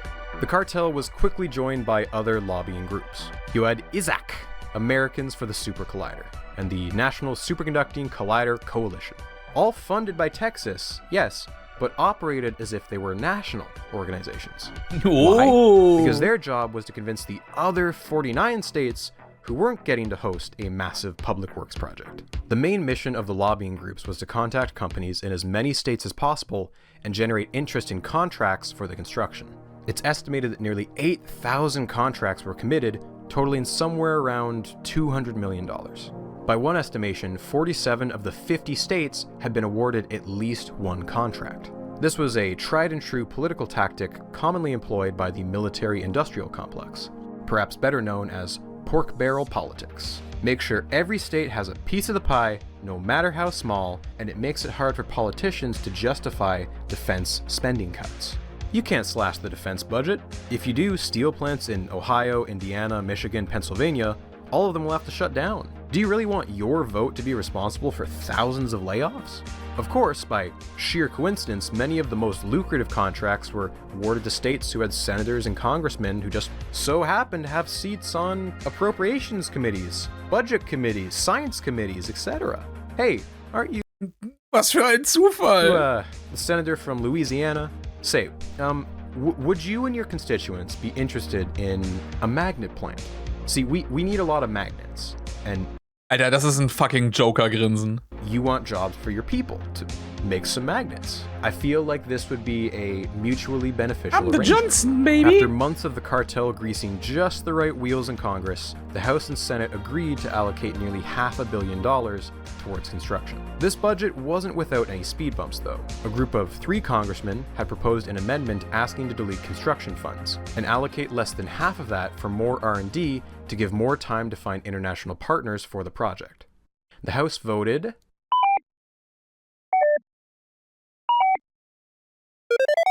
330 to 93 to begin construction on the SSC. This margin of victory was huge. Excellent news for the SSC. The SSC had officially gone from R&D blueprint to an active project. After the crushing disappointment at Fermilab, there was a clear path forward.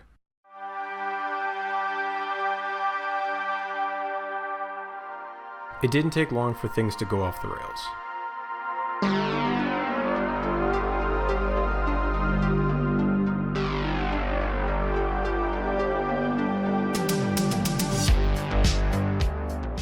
Director of the SSC lab, Roy Schwitters, was faced with his first major dilemma. Who was going to replace Maury Tigner as project manager.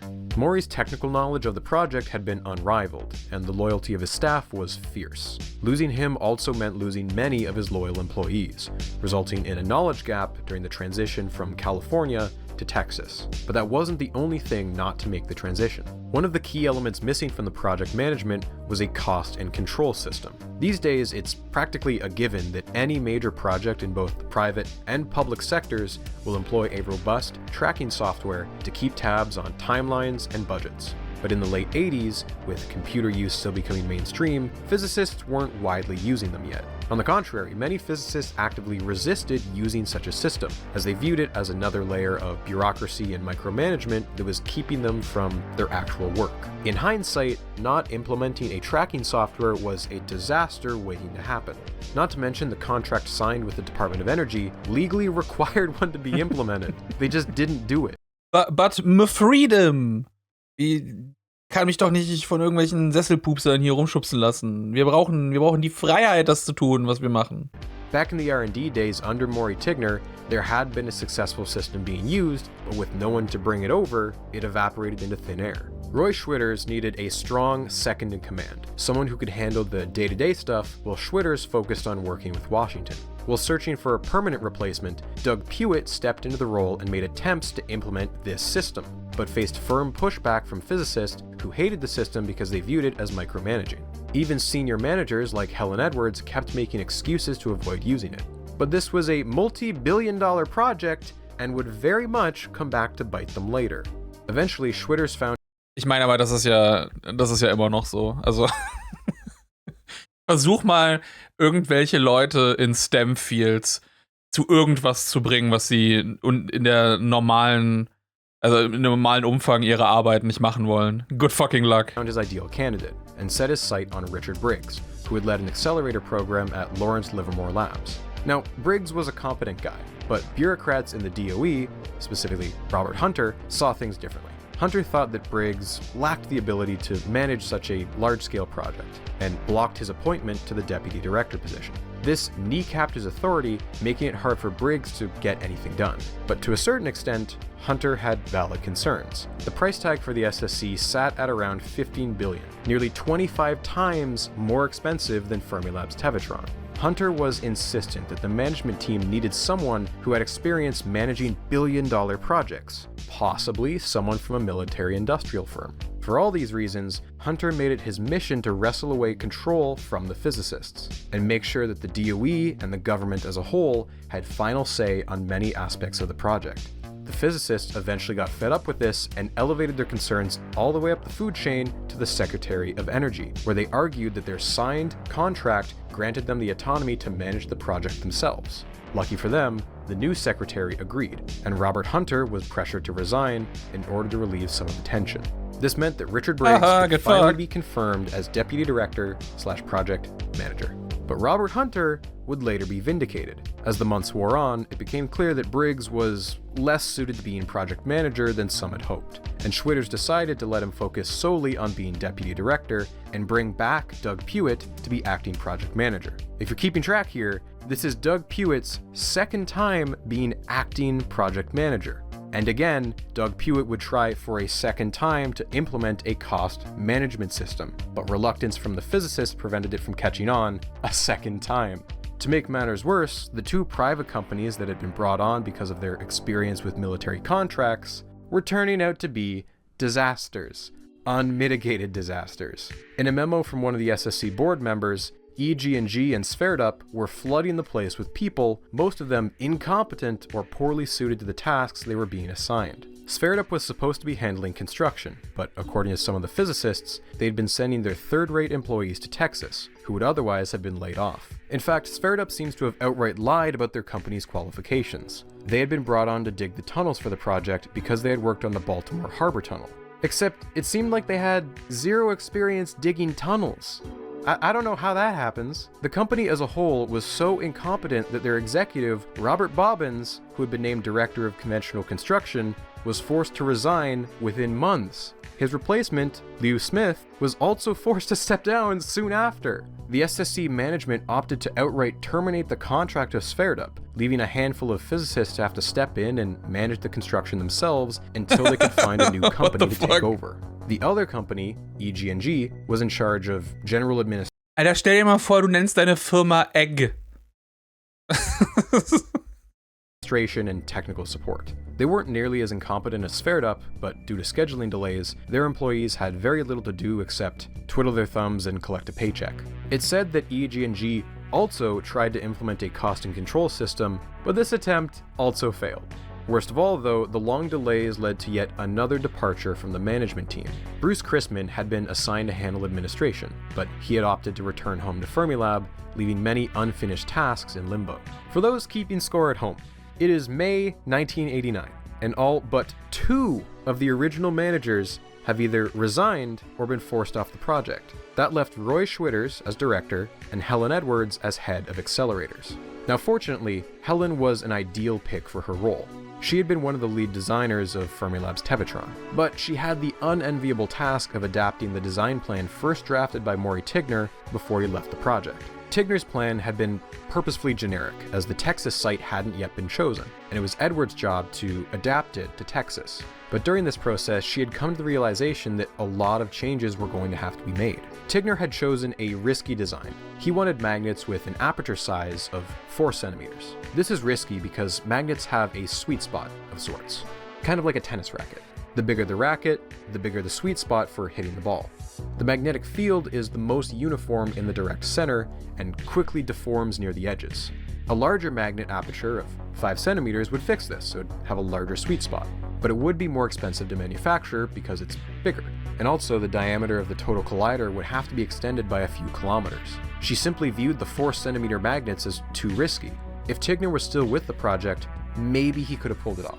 It was his design after all. But this was Edwards' job now, and she wasn't confident that she and her team could pull it off, so she wanted to go with a safer, more conservative, but also more expensive option.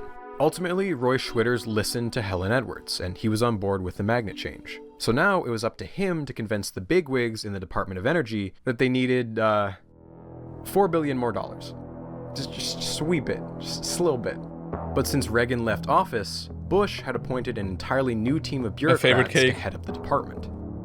And the new Secretary of Energy had some strong opinions on how the SSC was going to be managed from here on out.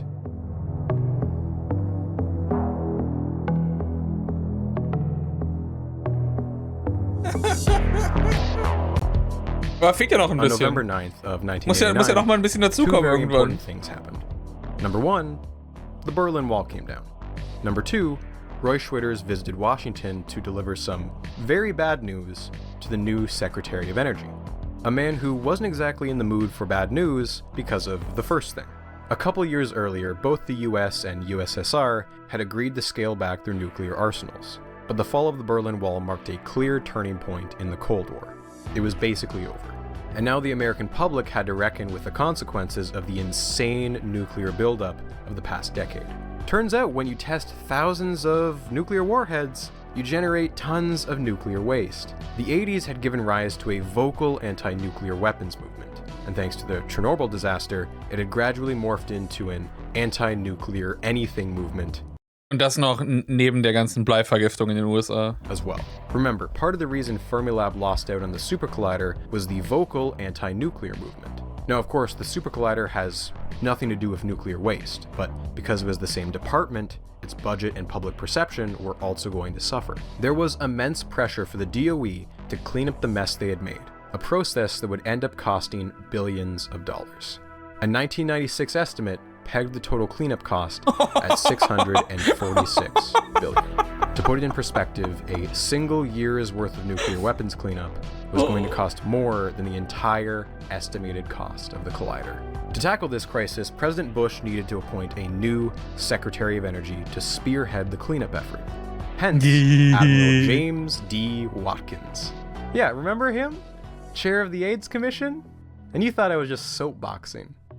Well, yeah, I was, but it's all connected. It seems like whenever Reagan and Bush had a tough problem they didn't really care too much about, they called in Admiral Watkins. Thankfully, compared to his last White House job, Watkins was slightly more qualified for this one. Trained as a mechanical engineer, Watkins had served most of his career in the Navy and even commanded a nuclear submarine. For this reason, he had an immense respect for the technical wizardry of nuclear physicists and was generally in favor of the SSC and its mission, not to mention it was a priority of President Bush. Watkins was a military man at heart, and he planned to bring discipline and order to a project that he saw spinning wildly out of control thanks to the mismanagement of long-haired academics. He was deeply afraid that if costs kept ballooning as they were, Congress was guaranteed to axe the project. During his 4 years as Secretary of Energy, Watkins would be one of the SSC's fiercest allies and defenders. But at the same time, his militaristic management style would only exacerbate tensions between the physicists and the DOE, and he would make several key moves that would directly undermine the power of the physicists in charge of the SSC. Anyway, back to that fateful November day. Roy Schwitters had finally agreed to the magnet changes requested by Helen Edwards. Schwitters then informed Henson Moore, the second in command to Watkins, that the SSC would likely require a budget increase. Apparently, Moore's response was, either we're going to build it for the figure we agreed on, or we're not going to build it at all. When Admiral Watkins learned of the required cost increases, he apparently, to use an expression I'm just now hearing for the first time, he became non-linear. God, I love that. Ich finde, das ist ein Term, den müssen wir zurückbringen. Going non-linear. And reportedly had to be scraped off the ceiling. Schwitters stated that the next time he met with Watkins, he was screamed and sweared at. The SSC management and the DOE had enjoyed a brief truce where things had been going smoothly, but tensions had once again rocketed up. Emergency meetings were called to discuss the possibility of downscaling the size and energy of the collider in order to keep costs down. One of the executives, Wolfgang Panofsky, argued that there was nothing sacred about the target energy of 40 TeV, and that lowering it to 34 TeV would still likely be enough to find the Higgs boson, among other things. 30 TeV or lower? Yeah, that could be a problem, but 34 was doable. However, Panofsky was outvoted because the cost savings would only amount to about $1.5 billion, which would be unlikely to sway any deficit hawks in Congress, and changing the design to be weaker would be terrible for optics. Over in Europe, the plans for their next generation collider were beginning to take shape, with a projected total energy of 14 TeV. Keeping the SSC's energy at 40 TeV was not just for scientific reasons. It was a political move to keep Congress from asking, hey, why don't we just join up with the Europeans? The SSC had to be leagues ahead of anything Europe was doing to justify its existence. Whether Congress would agree to the extra $4.5 billion would remain to be seen. Watkins remembered the 330-93 vote of the 1989 budget cycle. Oh, da hat aber jemand noch in einem anderen Umfeld die Audio aufgenommen plötzlich. Watkins Warte. Congress would agree to the... Na, hier hast du das richtig schöne im guten, also in einer Umgebung, wo du gute Soundpolstering hast. Europe was doing to justify its existence. Und jetzt? Whether Congress would agree to the extra $4.5 billion Satz danach would remain to be seen. Watkins remembered the 300. Und da ist auf einmal das Echo. I'm sorry. 30-93 vote of the 1989 budget cycle. The SSC hadn't been in danger then, but that was still 93 enemies in Congress, and Watkins wanted that number to go down. So in the meantime, he got to work making changes. This project's scope rivaled that of the Manhattan Project and the Panama Canal, both of which were projects led by generals. By God, he was going to save this project money, and he didn't care whose toes he stepped on in the process. In his eyes, the only people who could get this project under control were some of his friends from the military-industrial complex. Watkins viewed the magnet development as one of the key issues plaguing the project. It was always behind schedule and hemorrhaging money. This pressure led to Schwitters appointing Tom Bush to lead up the magnet development. Tom Bush had a PhD in engineering physics from a US Navy school and had spent much of his career managing multi-billion-dollar submarine and missile programs. Given the sheer number of magnets they needed for the project, Bush was an understandable pick and was undeniably effective at his job. But Tom Bush also had a militaristic management style that rubbed many physicists the wrong way. He forbid anyone outside his division from attending meetings and cracked down on the sharing of information with outsiders. Physicists value the free flow of information, and Bush essentially said, no, you tell me how you want your magnets made, and I'll make them for you, end of story. There are also stories of times when he, intentionally or accidentally, referred to his magnets as missiles. Beyond parody, this toxic work environment directly led to the resignation of acting project manager Doug Pewitt, leading to another multi-month span It's Bush all the way down. where they had to bring in another acting project manager.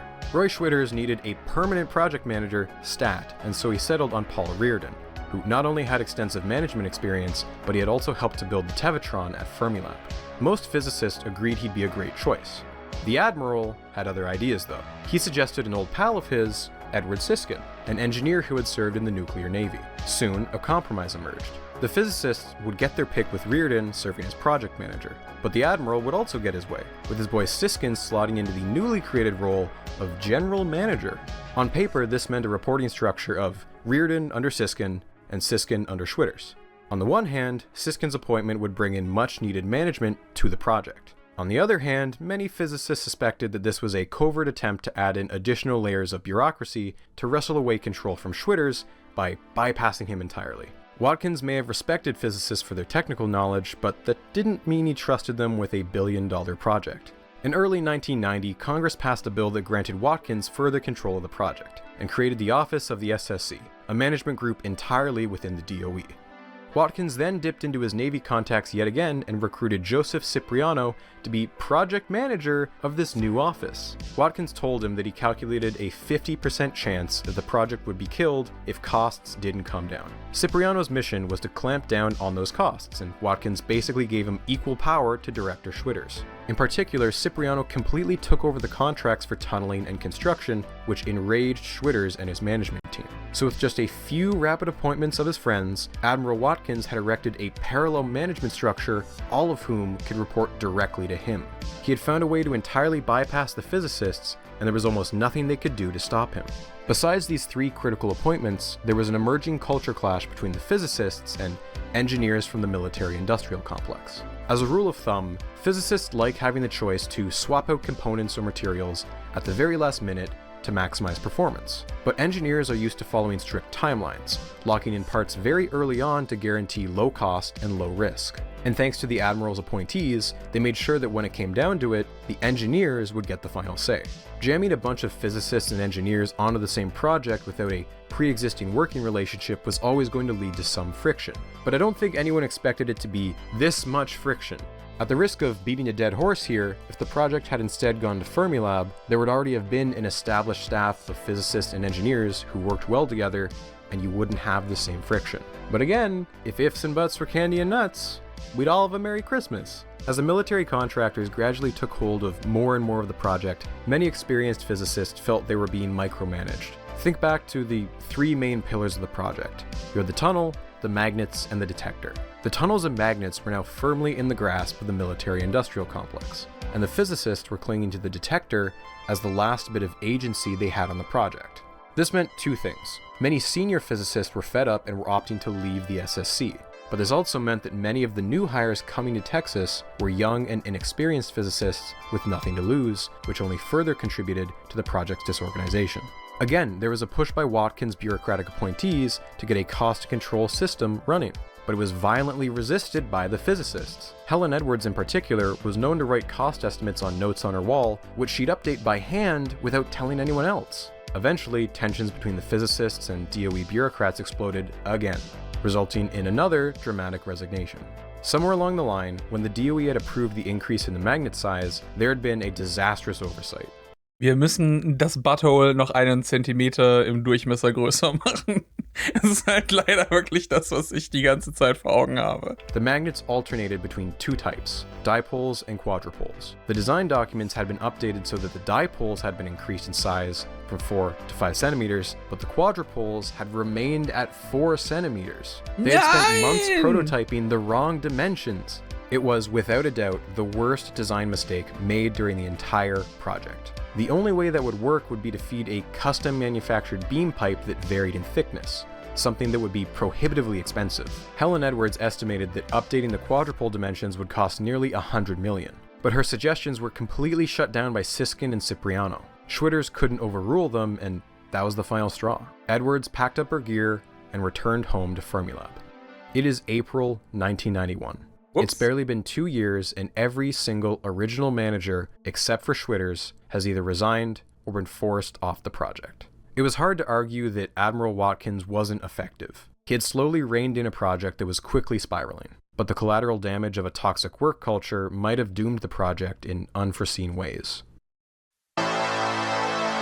Das sind immer noch ein paar Jahre. Now, it's Holy important to shit, keep in mind that while all of this was going on, the SSC has not been lurking out of the public eye. It did not enjoy the relative lack of oversight that previous accelerators had. All while it was undergoing management upheaval, resignations, and internal squabbling, the SSC had been enduring a three-pronged attack. Vicious criticism that questioned whether the project should continue to exist. Prong 1. The media. In the early days of the SSC, the media had reported on it favorably as a way for Americans to show the Europeans who was boss. In one article, the New York Times stated that American accelerators should be designed to win or not be built. The 3-0 loss in the boson race cries out for earnest revenge. But by the 90s, the American media was singing a very different tune. The average journalist lacked the scientific knowledge to write about the goals and capabilities of the project, and therefore wrote about the parts they did understand, the ballooning cost and growing mismanagement. So it should come as no surprise that the average American perceived the project as an ever-expanding money pit, and not the next step forward when it came to understanding the universe. Even science-focused media wasn't especially kind to the project. The influential American journal Science ran a couple dozen articles on the SSC in a 5-year period between 1983 and 1988. Of those couple dozen, only 5 focused on the technical aspects. All the others covered the rapidly growing cost of the project. The SSC had cultivated a perception not as a science project, but as a public works project, and one that mainly benefited Texas at that. And although your first instinct might be to decry the so-called lazy journalists, can you really blame them? Particle physics is supremely abstract, full of weird names and terms, and is generally just very confusing. Look, I'm the one narrating this, and I don't fully understand it. It's not my thing. I think you could make the case that this was partially a failing of the particle physics community. For many decades, particle physics had enjoyed the unwavering support of the US government and had not been subject to much public scrutiny. But now, with their gigamachine being paid for by taxpayers, it was their job, their responsibility, to convince the public that the cost was worth it. There was a pervasive attitude among particle physicists that they shouldn't have to pander to Joe Schmo. They should just be allowed to get on with their work. A real, you reap what you sow kind of situation. There were exceptions to this, of course. Steve Weinberg wrote a great book on the SSC, for instance.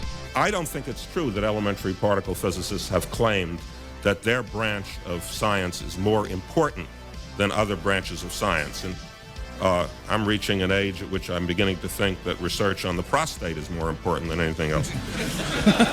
But the MVP was still Leon Lederman. He was an immensely talented educator who gave dozens of speeches and wrote books trying to explain just what was so important about the goddamn Higgs boson. It was him who popularized the term the God particle. But this effort to educate the public was too little too late, and 18 billion, or however high it was going to go, was too steep a price. Contrast this with NASA. NASA's budget reached an all-time peak during the space race, accounting for 4% of the annual US budget in 1966. Insane. The Apollo program spent nearly Insane. Vor allem so aus der Sicht der Regierung eigentlich nur für einen Schwanzvergleich. $157 billion in just over a decade. And even as budgets dwindled during the 80s, 90s, and 2000s, humans were still being sent into space, albeit with some help from foreign partners. NASA has always had 2 key things in its favor: the enthusiasm of the public and a concrete mission statement. NASA spends millions of its budget on outreach programs to engage directly with the public education system, teaching kids from a young age about planets, asteroids, satellites, and Also, people love space, people get space. Alle Leute lieben NASA, nur nicht die Flat Earther. the like. Ask any 8-year-old to name the planets, and they probably can't. Ask the average adult to name a single lepton, they probably can't. So when NASA says we're going to land on the moon, or we're sending a rover to Mars, every American knows exactly what that means and why that's cool as hell. And even though a moon landing doesn't have much in the way of real-world applications, we recognize that along the way, we've learned how to launch satellites, telescopes, and more. Particle physics doesn't have that. The fact of the matter is, you can televise a moon landing. You can't televise the Higgs boson.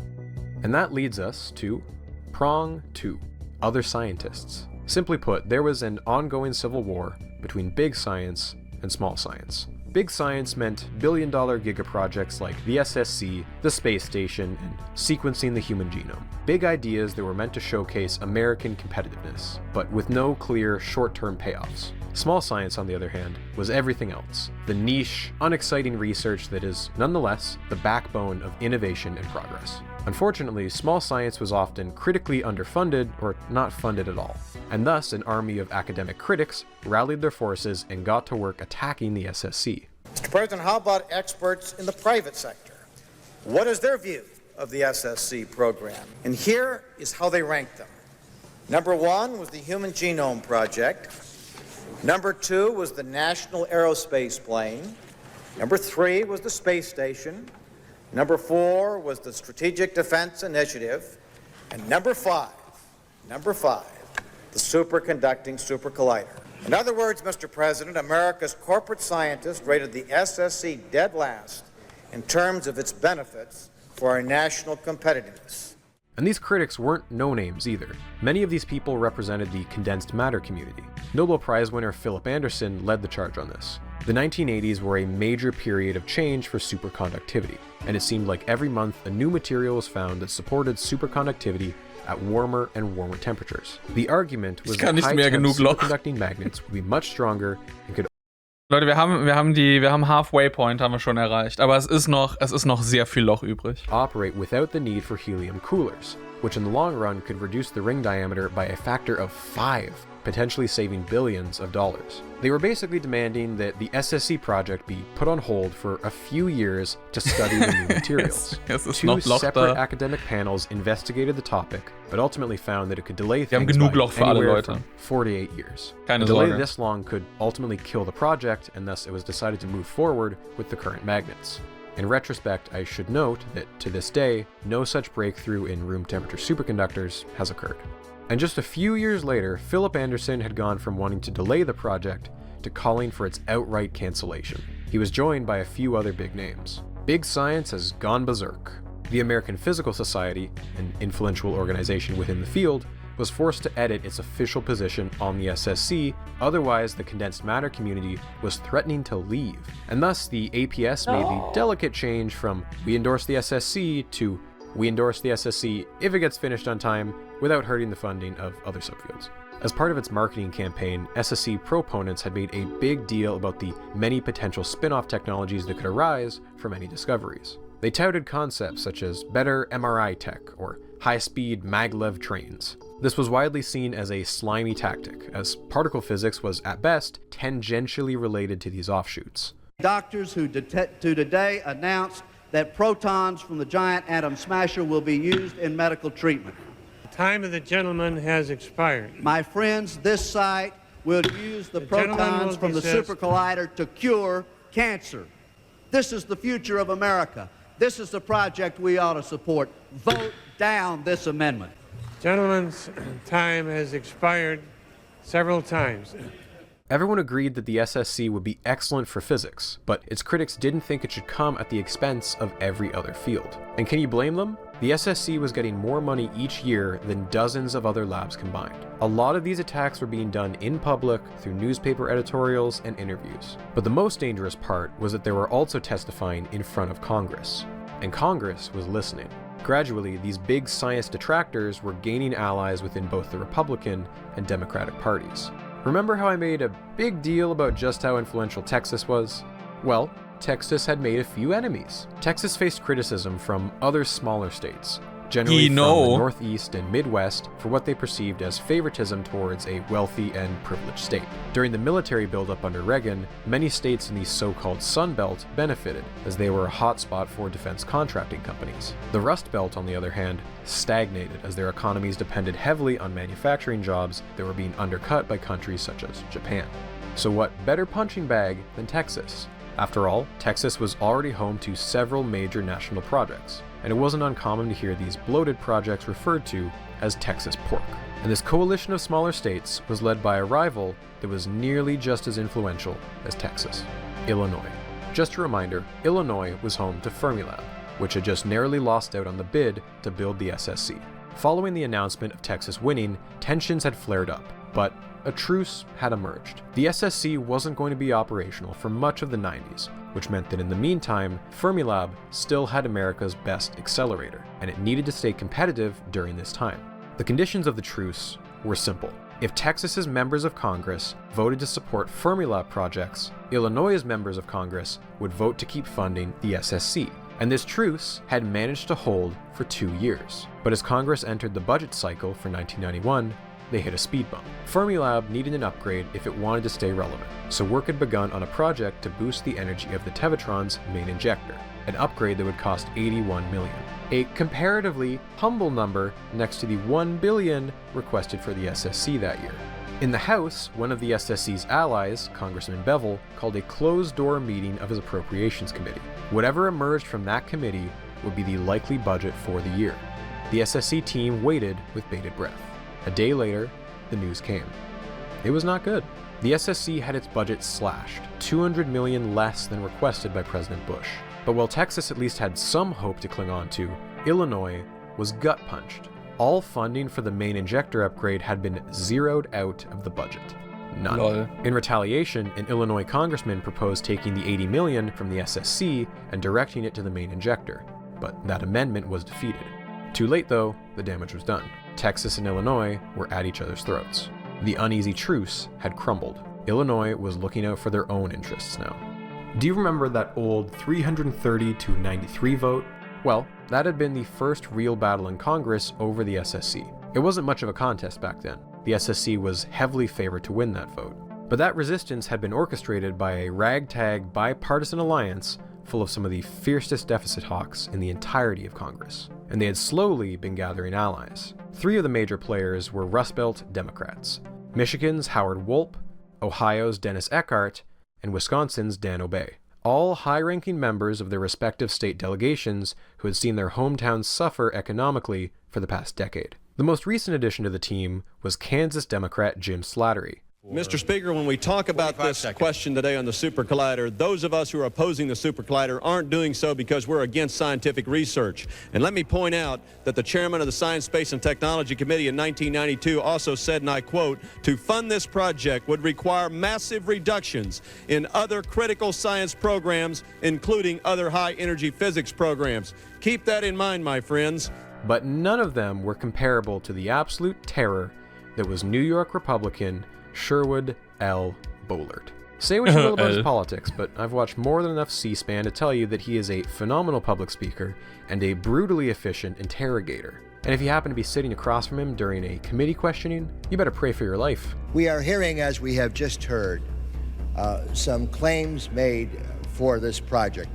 Contrary to all the hype, the SSC will not cure cancer, will not provide a solution to the problem of male pattern baldness, and will not guarantee a World Series victory for the Chicago Cubs.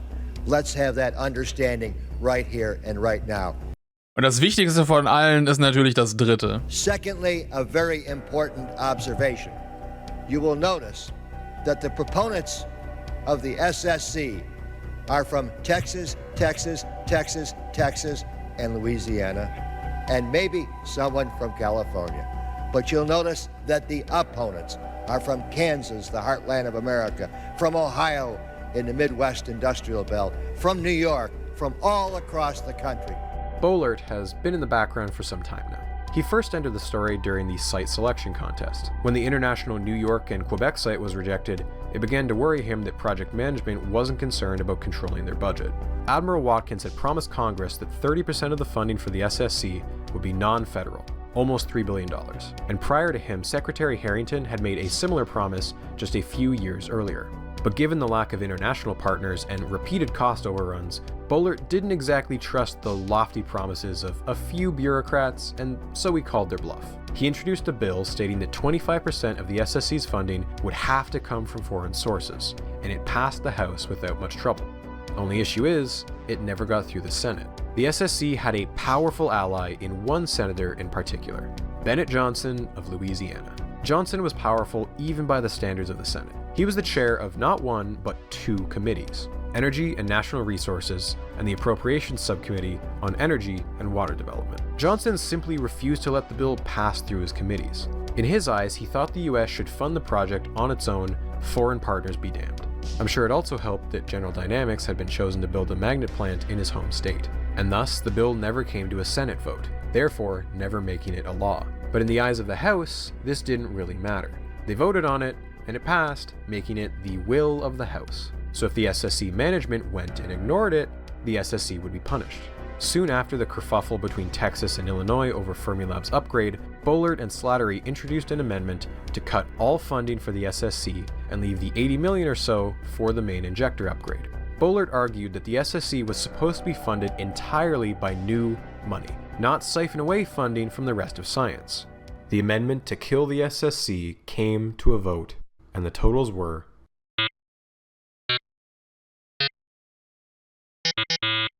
251 to 165.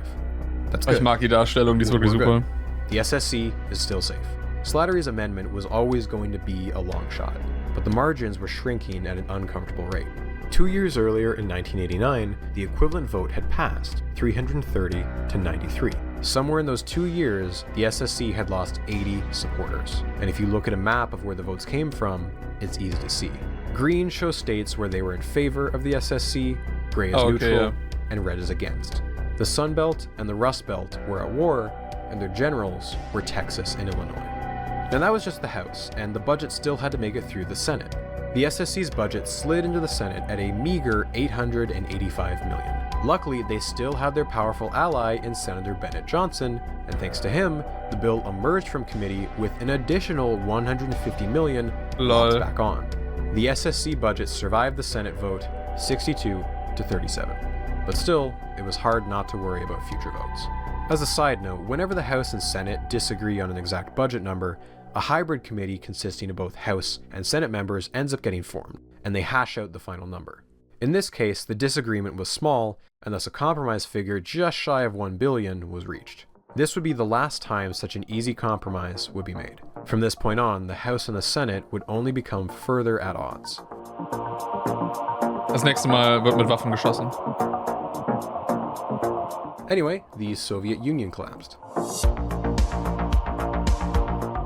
Not all at once, mind you. A few economic reforms over here, a wall getting torn down over there, a saucy little attempted military coup, you know, one of those.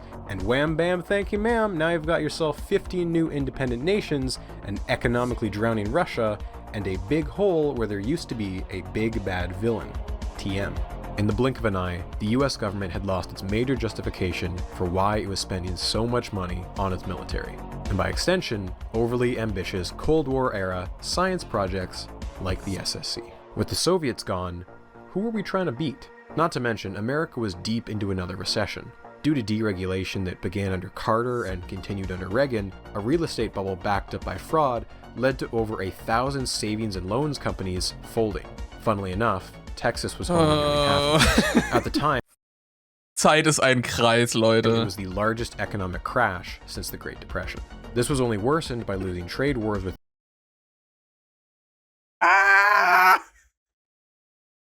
Weißt du, früher hatten wir noch die Abstände von irgendwie so 60, 70 Jahren zwischen diesen Dingern. Heutzutage kannst du halt wirklich so, oh, es sind wieder 15 Jahre let's go. Europe and Japan, which undercut American manufacturing.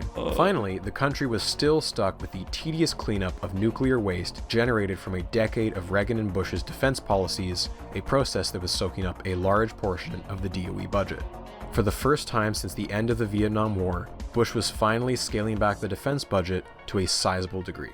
And the hope of many was that the decreases in the military Aber hey, sollte ja nur 11 Jahre dauern, bis es wieder einen Grund gab, das ganze Ding ordentlich hochzufeuern. Budget could be used to fund other programs. These were the so-called peace dividends. Ideally, this funding would be diverted from war to address literally any other problem. Healthcare, education, jobs. So what do you think happened? Text the number on screen with your answer. As part of its deficit reduction policies, Congress erected a firewall between military and civil spending. A decrease in one couldn't be used to fund an increase in the other. Congress had crushed the hopes for a peace dividend. Funny how it always works out like that. Now, for Bush, as former head of the CIA, and his Secretary of Defense Dick Cheney, these military budget cuts were like pulling teeth. And for all the aforementioned reasons, his polling numbers weren't doing too great either. If only there was something he could do to kill two birds with one stone. With the Soviet Union actively disintegrating, the US needed new supervillains to focus its ire, and thus began a pair of extremely short, hot conflicts that were used as a showcase for all the fancy high-tech death toys that had been originally intended for the Soviets.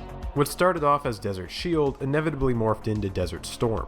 Basically, Saddam invades Kuwait over what is supposedly oil field disputes, and Bush assembled a UN coalition to kick him out with a side of relentlessly bombing Iraq's infrastructure and sanctions that drove the country to a state of starvation.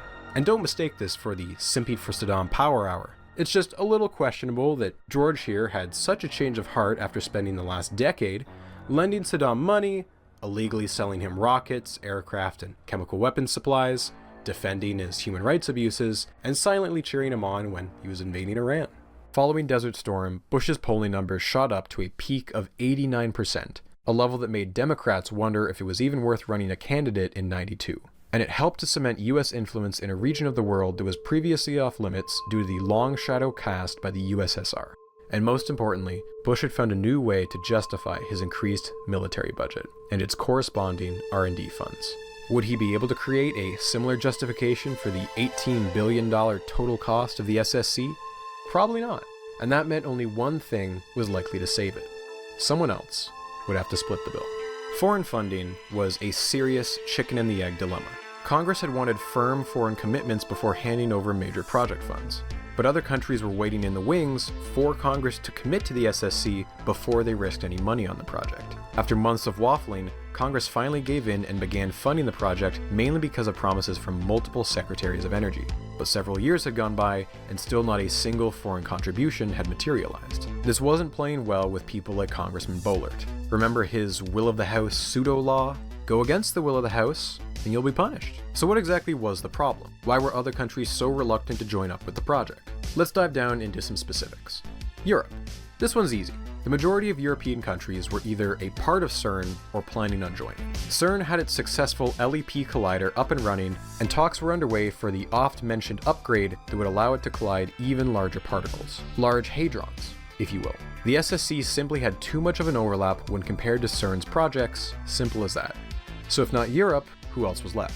Canada was considered given that they are right next door and the US's closest trading partner. However, talks didn't lead anywhere. Canada's physics budget is barely a fraction of the US's, and most of it was already going to their Triumph facility in Vancouver. It also didn't help that Canada was still a little insulted by the outright rejection of a proposed New York-Quebec site years earlier. It wasn't even especially far-fetched. CERN is built between France and Switzerland, but still, the idea was shut down by the Reagan admin and had left a bad taste in Canada's mouth.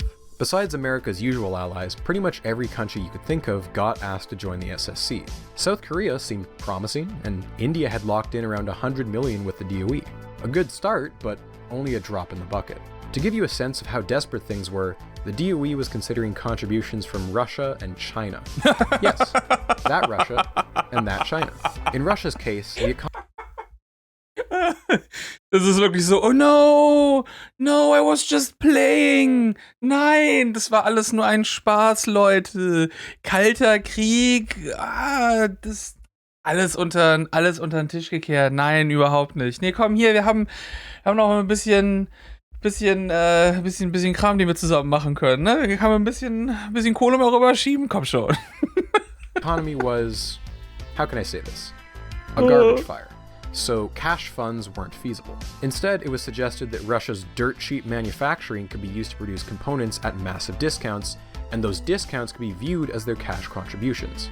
The same labs once used to develop ballistic missiles would now be used to build detector components. A Russian physicist at the SSC joked by saying, "Why, this is nothing new. For many years we made high-precision components for delivery to the United States." Unsurprisingly, this proposal was not popular in Congress. So you're telling me that instead of creating American jobs during a recession, you want to send those jobs to Russia. The SSC was having an identity crisis. It was somehow an America first, American-led, America-made project, while simultaneously also trying to become an international center for scientific cooperation. Odds were, if a Nobel Prize came out of the lab, it'd be awarded to 3 Americans, a prospect that wasn't too appealing for non-Americans. There was even a really funny incident where the Bush admin was considering renaming the SSC to the Ronald Reagan National Accelerator Lab, Oh, of course. aka the Gippertron. This was immensely unpopular with those working there because it would only further politicize a lab that was in desperate need of international partners. Thankfully, the Bush admin seemed to lose interest in this idea, much to the relief of the academics. In effect, America was saying, hey, we're building a gigantic metal monstrosity in Texas, and we want other countries to pay for it. It was a diplomatic strategy that did not find very much success. Thankfully, America learned its lesson and has never tried anything remotely similar ever again. But I've intentionally left out one country who seemed to be the most realistic hope for getting a true international partner for the SSC. A country with active support for physics, a strong economy, and with no existing commitments to another collider. The SSC's hopes depended on Japan. So why Japan?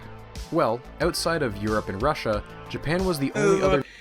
Wisst ihr noch, damals, als wir euch so halb tot zerbombt haben und die ganze xenophobische Scheiße, die wir gerade in den 80ern geschoben haben, dass ihr uns dann irgendwann übernehmen werdet?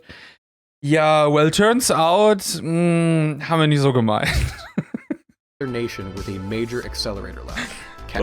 Even better, the current Prime Minister was Toshiki Kaifu, who had previously been the nation's Minister of Science. If anyone in the Japanese government would be sympathetic to a giant accelerator project, it'd be him. Diplomatic feelers had been put out to gauge Japan's interest in the project, and they were mostly positive. Japan was excited with the idea, but they wanted a clarification on what exactly partnership meant. Japan distinctly remembered the rhetoric used during the Reagan years. To cement things, a personal one-on-one request from Bush to Kaifu could lock things in. Expectations were that Bush would ask at their upcoming summit. Das ist auch so, Leute, wir sind kurz davor, in die größte Recession zu gehen, die wir jemals in diesem Land gesehen haben. Maybe not a good idea. In Houston in July 1990, but no presidential request was ever made. Oh well, there's still plenty of time. Like at their next summit. Nope. Huh. Okay, their next one. Still nope. Heck, immer noch super. Next one. Oh my god. Are you for real? Finally though, for reals this time, Bush and Kaifu publicly announced the SSC would be a topic at their next summit in November 1991. Bush even sent a letter to formalize things. Finally, after months of dancing around the issue, some actual progress was going to happen. So anyway, Prime Minister Kaifu was forced to resign by a coalition of 3 powerful factions within the Liberal Democrats. Kaifu had belonged to the weakest faction of his party and only rose to prominence because he was a Mr. Clean candidate, untarnished by a recent scandal plaguing the actual top players. He was replaced by Prime Minister Miyazawa, a politician who was much less sympathetic to scientific interests. His past political appointments included Minister of Finance, Director of Economic Planning, and International Trade and Industry. In other words, someone who was going to play hardball when it came to money. But regardless of whoever Japan's top dog was, the US was not in a position to be making any demands. For one, the US had already asked for help in the Gulf War. Japan had dragged its feet regarding the war and was heavily criticized. Not wanting to get involved in actual combat, Japan offered purely monetary aid in the form of a few $billions. But the true issues were decades in the making. Classic case of reaping what you sow. The US had pumped billions of dollars into Japan post-World War II to make it a dominant East Asian capitalist utopia in a region of the world surrounded by communist states. But now, 30 years later, Japan was an economic and manufacturing powerhouse, completely kneecapping major American industries such as steel and automobile parts. And while America may have invented the silicon transistor, Japan was making it their own. In 1975, America had 100% of the semiconductor market under their control. By 1986, that share was down to 5%. Most of that share had been lost to Japan. Hence why the government was so eager to fund Semitech, that other Texas gigaproject I mentioned earlier. In the eyes of some American politicians, Japan wasn't just a country. It was Japan Inc., a coordinated juggernaut of a government and the private sector. With the previous November 1991 summit pushed back to January, Bush had a choice to make. Fight a trade war over automobile imports in the middle of a recession, or politely ask for a couple $2 billion for a deeply mismanaged particle accelerator. Can you guess which one he chose? Well, he didn't really get to make a choice. Bush chucked it up. Like during dinner, he fainted and then vomited directly on the lap of the Japanese Prime Minister. Oh mein Gott, das ist Teil der Story. Ich weiß, das hatte am Anfang jemand kurz eingeworfen als Punkt. Ich wusste nicht. Oh, fucking Foreshadowing im Chat. Oh mein Gott. Nein, das war sogar, jemand hatte, ich weiß nicht mehr genau, was das Szenario war, aber jemand hatte eben genau das mit dem sich übergeben gemeint, aber eine andere Person und irgendjemand anders hat es korrigiert, nee, das war der japanische Premierminister. Das war vor über einer Stunde. LOL.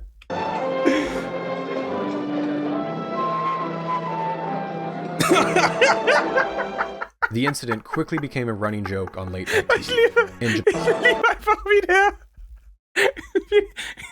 auch gar nicht aufsteht. Und jetzt einfach alles über den rüber gekippt. The incident quickly became a running joke on late night TV.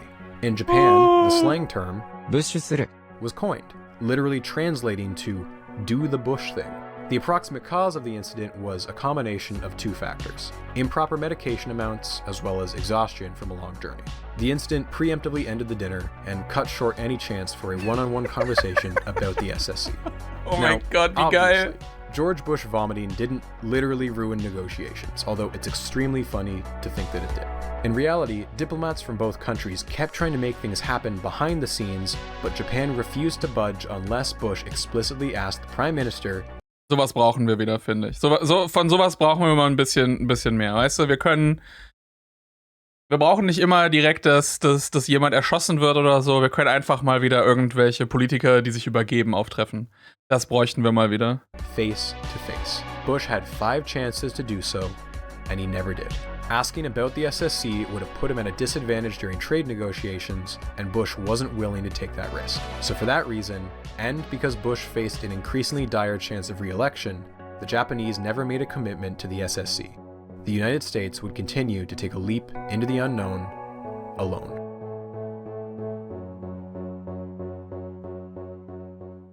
As 1992 progressed, things seemed to settle down for the SSC. In fact, some things were actually going right. The work culture at the Texas site was finally seeing some successes. John Rees had just been appointed. Ich bin mal gespannt, ob Schwitters das ganze Ding überhaupt noch überleben wird. Last Man Standing, Alter. Project Manager, the 6th and final person to fill that role. Der sieht einfach aus wie so ein Chemie-Physiklehrer, ohne Scheiß. Der hat genau die Energie. Der hat auch den richtigen Pulli dafür. So, der Rest, der ist Anzug, aber sobald du so einen Pulli mit einem Hemd drunter trägst, Bro, dann bist du einfach direkt Naturwissenschaftslehrer. Ending a 5-year-long revolving door. Aber noch mit dem Schnörres hier drunter. Da weißt du ganz genau, bei dem hast du Probleme, die 2 zu bekommen. Plagued the position ever since Maury Tigner first left it vacant. The previous project manager, Paul Reardon, had spent months butting heads with Edward Siskin in what some people described as having swords drawn. Thankfully, Rees and Siskin were able to get along, ending what can only be described as a complete boondoggle. And Siskin had finally managed to institute a cost-tracking software. Can we get a hell yeah in the chat?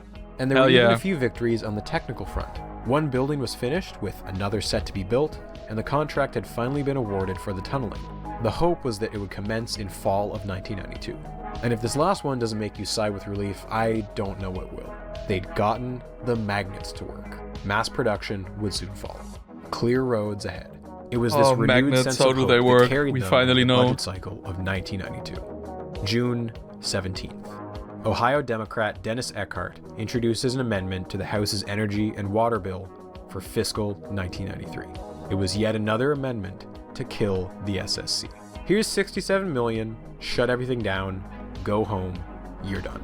Remember that just last year, this same Congress had voted on a similar amendment and it had failed, with 251 voting to keep the SSC and 165 to kill it, a margin of 86 votes. Odds were the vote count would be similar, but with a slimmer margin. And so, the votes rolled in. Oh. 232, 181. Okay, not the worst. Again, the margin was slowly disappearing, but it was still a win for the SSC. That's what I would say, except the totals were swapped. Hopefully, you feel just as dumbfounded as the SSC supporters did. They'd walked into this vote taking for granted that they'd have another year to get the project back on track. But in just 1 year, 70 members of Congress had changed their vote. The margin had gone from positive 86 to negative 51. War wahrscheinlich das Kotzen auf den japanischen Premierminister. The trend was clear. Illinois and the Rust Belt was against the SSC and gaining supporters by the day. Oh Texas yeah, California and the Sun Belt okay. were slowly losing allies. And we spent 3 days in hearings, and I guarantee you not he or any of the scientists excited us one iota about this project. I asked him, what do you hope it'll do? He couldn't tell me. Well, what might it do? He couldn't tell me. And finally, he summed it up by saying, well, if we don't do it, the Europeans will do it. And I guess I would have to say, let them do it. I mean, we can't do everything. We can't do space station and everything else. Let them do it. We'll steal their technology like they steal our technology. Support for the project was a mile wide, but an inch deep. If it came down to it, a member of Congress wasn't going to tie themselves to an abstract money vacuum like the SSC. The reason why the votes had shifted so suddenly was everyone's favorite topic, the US deficit. In a move spearheaded by Leon Panetta of California, the House had instituted brutal procedures to resolve the nearly $1 trillion deficit. Rather than kicking the can down the road, the House had to do the dirty work. Cut programs on a case-by-case basis until the numbers got small enough. And in Panetta's words, the SSC was the poster child of Texas pork. One rival scientist called it a tremendous welfare program for the state of Texas. There's also a question of poor optics on the part of Texas. Two key Texas Republicans, Joe Barton, Congressman for Waxahachie, and Senator Phil Gramm, were well known for campaigning on cutting taxes, but in the same breath would advocate for the SSC, ruining their credibility. The irony was not lost on enemies of the SSC. Okay, shithead, you want to balance the budget? We're going to start with your project. I didn't write that, by the way. That's a quote from a congressional staffer.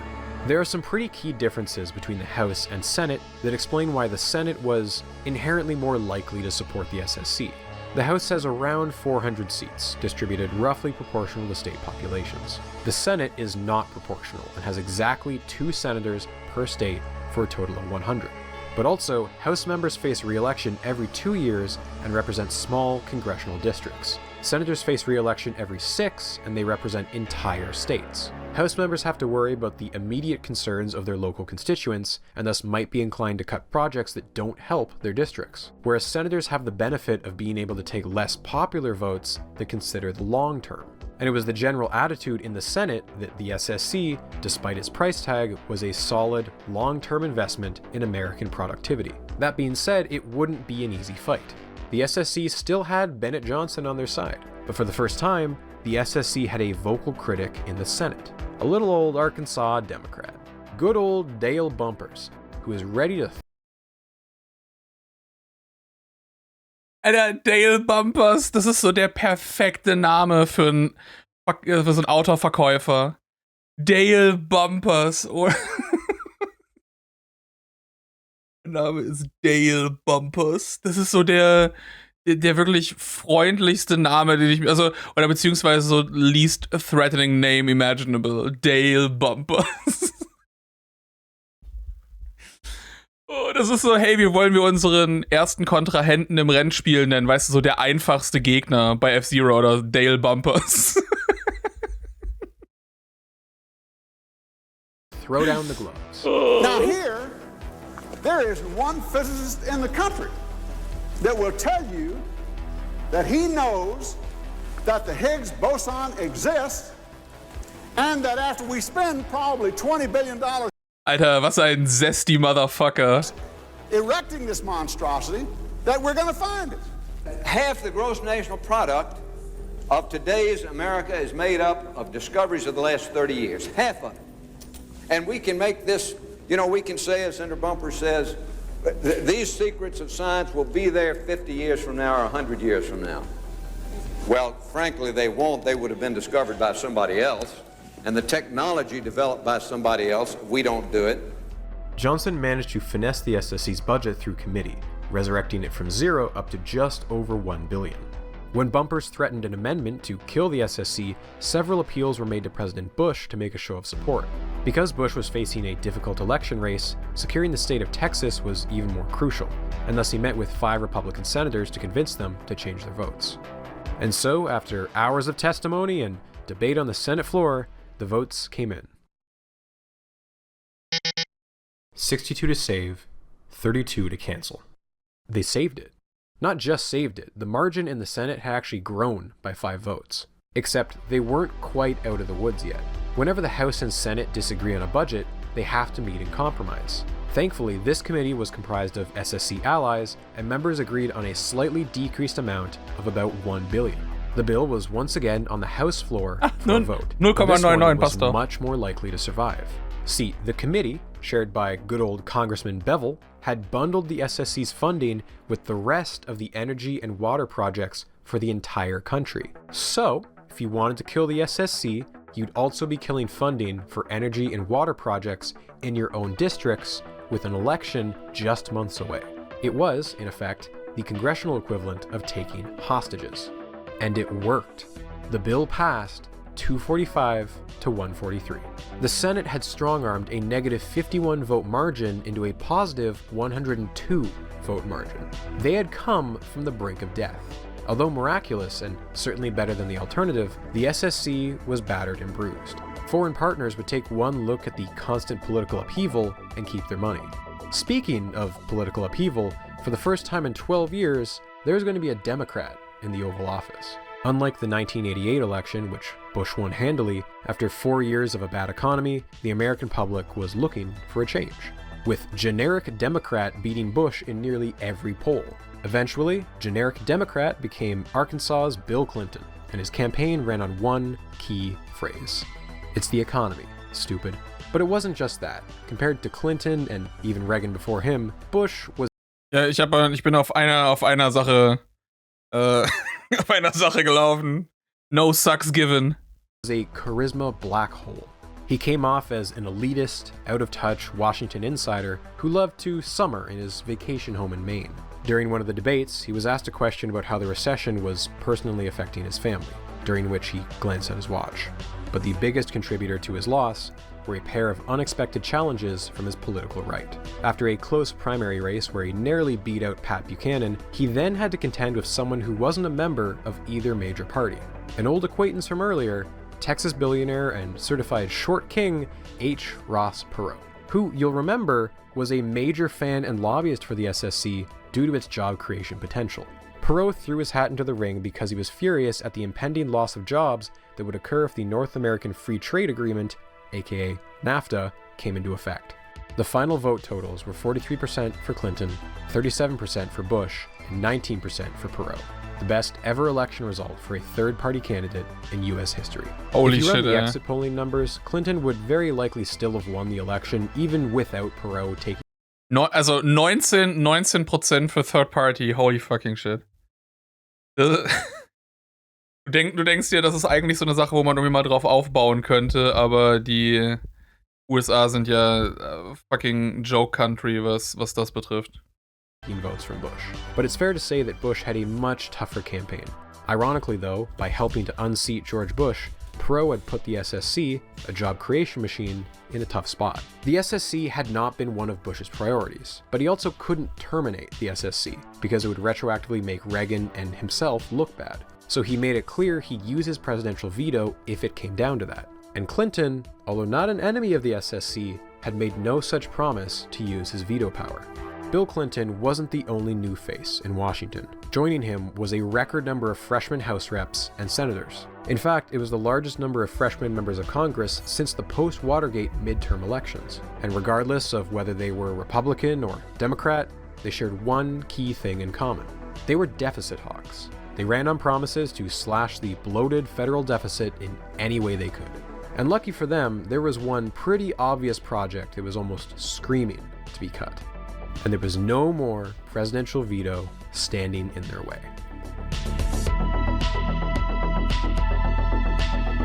Yeah, baby, part 2 done. Let's go.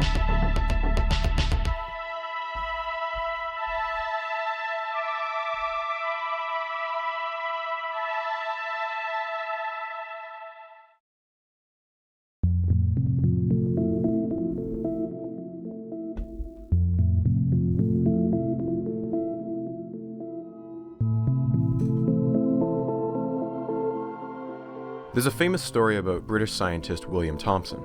You may know him better as Lord Kelvin, the father of thermodynamics. On April 27, 1900, just a few months into a new century, he gave a speech at the British Association for the Advancement of Science. And one quote in particular has been repeated many times since. "There is nothing new to be discovered in physics now. All that remains is more and more precise measurement." It's a massively ironic statement, because that same year, Max Planck would solve the black-body radiation problem that led directly to the founding of quantum mechanics. And 5 years later, Albert Einstein would publish his first paper on relativity. But would it surprise you to hear that Kelvin never said anything like this? Kelvin never predicted the end of physics, and in fact, if you listen to his speech, he specifically identifies 2 remaining clouds that were left hovering over the tree of physics. And as it happens, those 2 clouds would turn out to be quantum mechanics and relativity. Fields that, to this day, have only led to further and further branches on the tree of physics, with no end in sight. Kelvin wasn't perfect. He saw no future in hot air balloons and airplanes, but it's this urban legend that has unfairly stuck to his reputation the longest.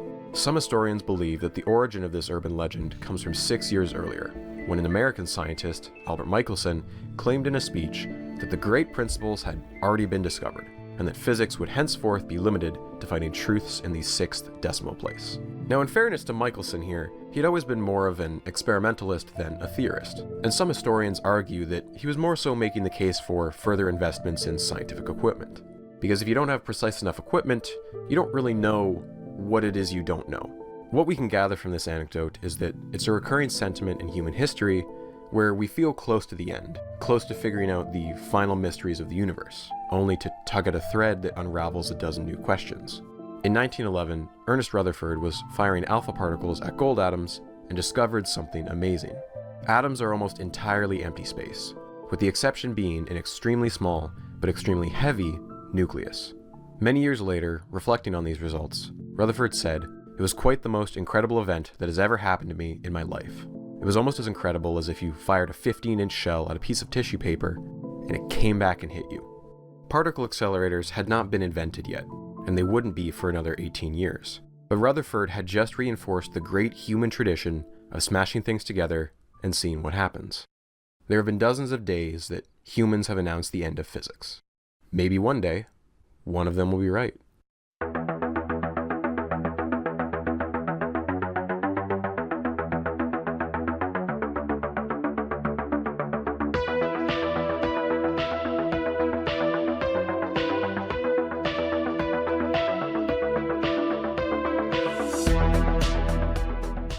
After a decade of planning and 2 presidential elections, the digging for the SSC's tunnels was finally going to begin. But almost immediately, 2 disasters struck, one physical in nature and one PR. Just days after Clinton's inauguration, a portion of a tunnel collapsed during construction, killing a worker. Tunneling on that section was immediately halted pending an investigation, while a section with stabler geology continued to be worked on. 2 months later, Roy Schwitters, director of the SSC, had spent much of his busy week being interviewed by reporter Malcolm Brown. In a lapse of judgment, likely brought on by overwork and frustration, Schwitters loudly complained about congressional interference in the project, something he wouldn't have done if he remembered that a New York Times reporter was nearby. "We should be devoting ourselves to completing the machine as rapidly and cheaply as possible, and get on with real science. Instead, our time and energy are being sapped by bureaucrats and politicians. The SSC is becoming a victim of the revenge of the C students." When the quote hit the papers, it was instantly damaging, and Roy Schwitters quickly became the cliche of the arrogant and pretentious physicist who felt entitled to billions of taxpayer dollars. It was an omen that business as usual would not play well in this new political era. The election of Bill Clinton was not necessarily a bad sign for the SSC, but it also wasn't a good one either. On the campaign trail, Clinton had expressed his support for the project, but it was the kind of half-hearted conditional support you give to projects that aren't really the focus of your political platform. Then there are some programs that I think are quite central to our economy that require us to continue to fund them. Many are controversial with those who don't benefit from them, but I believe in some of them. I'll tell you a couple I believe in. I think that we should continue to fund the superconducting super collider because I think it's good science, even though it's expensive. That is the voice of a man who could not care less about this project. He's talking about it like a dad who has to pay for piano lessons for his kid who clearly does not like piano lessons. Clinton's unofficial campaign slogan, "It's the economy, stupid," had won him the election, and his priorities were set accordingly. Although it started under Bush, the North American Free Trade Agreement, or NAFTA, would be continued under Clinton, and would take up much of Clinton's time during his first year in office. No, when it came to science, Bill was more than happy to delegate to his right-hand man, Vice President Al Gore, who had served on the Science and Tech Committee in the Senate. And if you know anything... Alter, das Problem ist, dass das wieder, dass das L, das kleine L aussieht wie ein großes I. Sieht einfach aus, als stände da AI Gore. Oh, hey, kann ich, hey ChatGPT, kannst du mir mal kurz ein paar Bilder von Autounfällen generieren? Ja klar, kein Problem. About Al Gore, it shouldn't be surprising that the Clinton admin shifted research priorities towards renewable energy, climate change, and environmental research. Other winners under this new admin were bio and medical research, and basically anything with a short-term economic payoff. This unfortunately came at the expense of basic physics research, which included the SSC. Al Gore was instead pushing for a variety of smaller projects under the DOE budget: an advanced neutron source in Oak Ridge, the tokamak plasma experiment at Princeton, and a bee factory to be constructed at Cornell or SLAC. And finally, he was pushing to keep Fermilab's main injector upgrade alive, which you may remember from last time was a major sticking... Was ist denn die Bee Factory? Wir brauchen mehr B. Wir haben genug von A, wir haben auch genug von C. D braucht sowieso keiner mehr. Keine Ahnung, wer überhaupt E wollte. Wir brauchen mehr B. Wir bauen eine B-Factory. Point for the state of Illinois in Congress. The SSC had spent years draining funding from other smaller projects, and now the reverse was happening. Also worth noting, with no obvious military threats on the horizon, the military budget would be on the decline for the foreseeable future, although it never got back down to Jimmy Carter levels. Clinton even made changes to the proportions of federal R&D as well. Instead of the absurd 40-60 split of civil versus military under the Bush admin, Clinton went so far as to reduce the split to an even 50-50. Very on brand for Democrats. He promised to keep everything mostly the same, but with exactly 10% less war. As for the DOE top dog, Admiral Watkins was no longer the Secretary of Energy. Despite his disagreements with the project management, he had been a fierce ally of the project, and losing his support in Congress would be a huge hurdle to overcome. But his influence didn't disappear completely. His pals from the military-industrial complex, Cipriano and Siskin, were still firmly embedded in the management chain at the SSC, for better or for worse. Watkins' replacement was Hazel O'Leary, a lawyer from the Carter admin who specialized in energy policy. Her appointment reflected the new priorities of Clinton and Al Gore. The SSC in high-energy physics was not a presidential priority. Rather, her appointment was intended to help address climate change and nuclear weapons cleanup. That's not to say she wasn't going to at least try to help the SSC. There was still the matter of foreign funding, and although Bush had failed to get Japan to sign on, there was still hope. To kickstart talks, in February, O'Leary had her staff draft a letter to the Japanese PM. Except this letter was never sent, because Clinton had already sent a letter discussing the economy, and Clinton's science advisor refused to approve another one. Another attempt to send a letter was blocked a month later, but this time by the National Security Council. They worried that it would send the message that the SSC was more important than trade relations and financial aid to Russia. And so, SSC allies turned their focus on the first ever summit between Clinton and Miyazawa. An in-person presidential request could still make some magic happen. Größenunterschied einfach wie bei mir und Janneke. Dass sie den nicht wenigstens noch auf so eine Apple-Box getan haben. Clinton war die ganze Zeit nur da, okay, nicht übergeben, egal was du machst, nicht übergeben. Preparation for this summit, an A-list team of physicists ended up making a visit to Washington where they spoke with Al Gore, who assured them that the SSC was a top priority for the administration. Apparently, this didn't translate into the talks with Clinton, who focused almost entirely on the ongoing trade war with Japan over automobile parts. So again, the US refused to give a clear presidential endorsement, and Japan, again, responded by just not giving them money. Funny how that works. However, even in the off chance that Japan signed onto the project, it was beginning to look like any amount of money would be far too little, far too late. To get the project back on schedule, it was estimated that $2.3 billion would be required for fiscal year 1994. Fart too little, fart too late. Congress might approve half of that. There was some in the Clinton White House urging to cut their losses and kill the project altogether. In particular, the newly promoted Leon Panetta. If you remember from earlier, he was the budget hawk who helped force the vote that nearly took out the SSC last summer.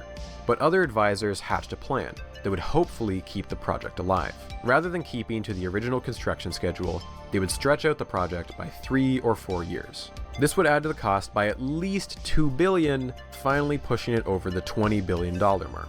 But the critical factor would be that the yearly costs would go down, and smaller yearly costs would have a much better chance at making it through Congress. A delayed collider was much better than no collider at all.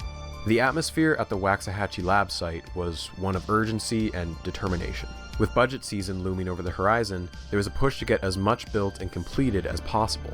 Maybe if they showed some progress, Congress would be kinder to them. And after the accidental death just a few months prior, 6 kilometers of tunneling had been completed.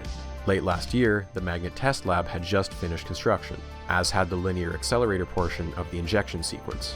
The superconducting magnets, which had been a constant financial drain on the project, were finally robust enough for a manufacturing run. Soon, they'd be pumped out in the thousands. And finally, the DOE had approved construction for one of 2 major detectors. This detector alone was projected to cost around $1 billion, and yet the DOE had only allocated $1 billion for both detectors. I think it's fair to say that those in Waxahachie were living in a different world. One detached from the financial concerns of the rest of the country.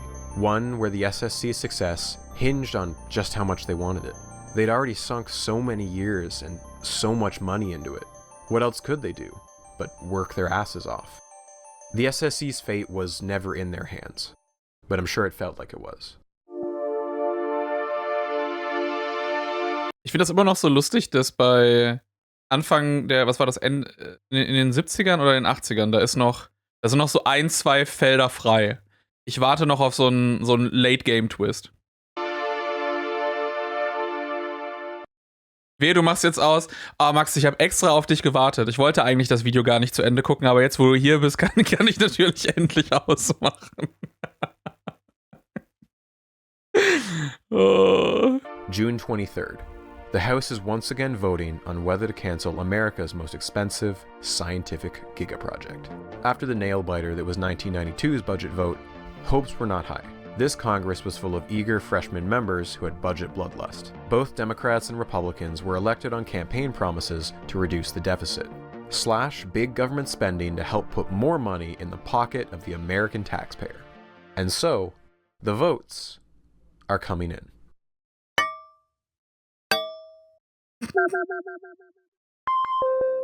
Oh, shit.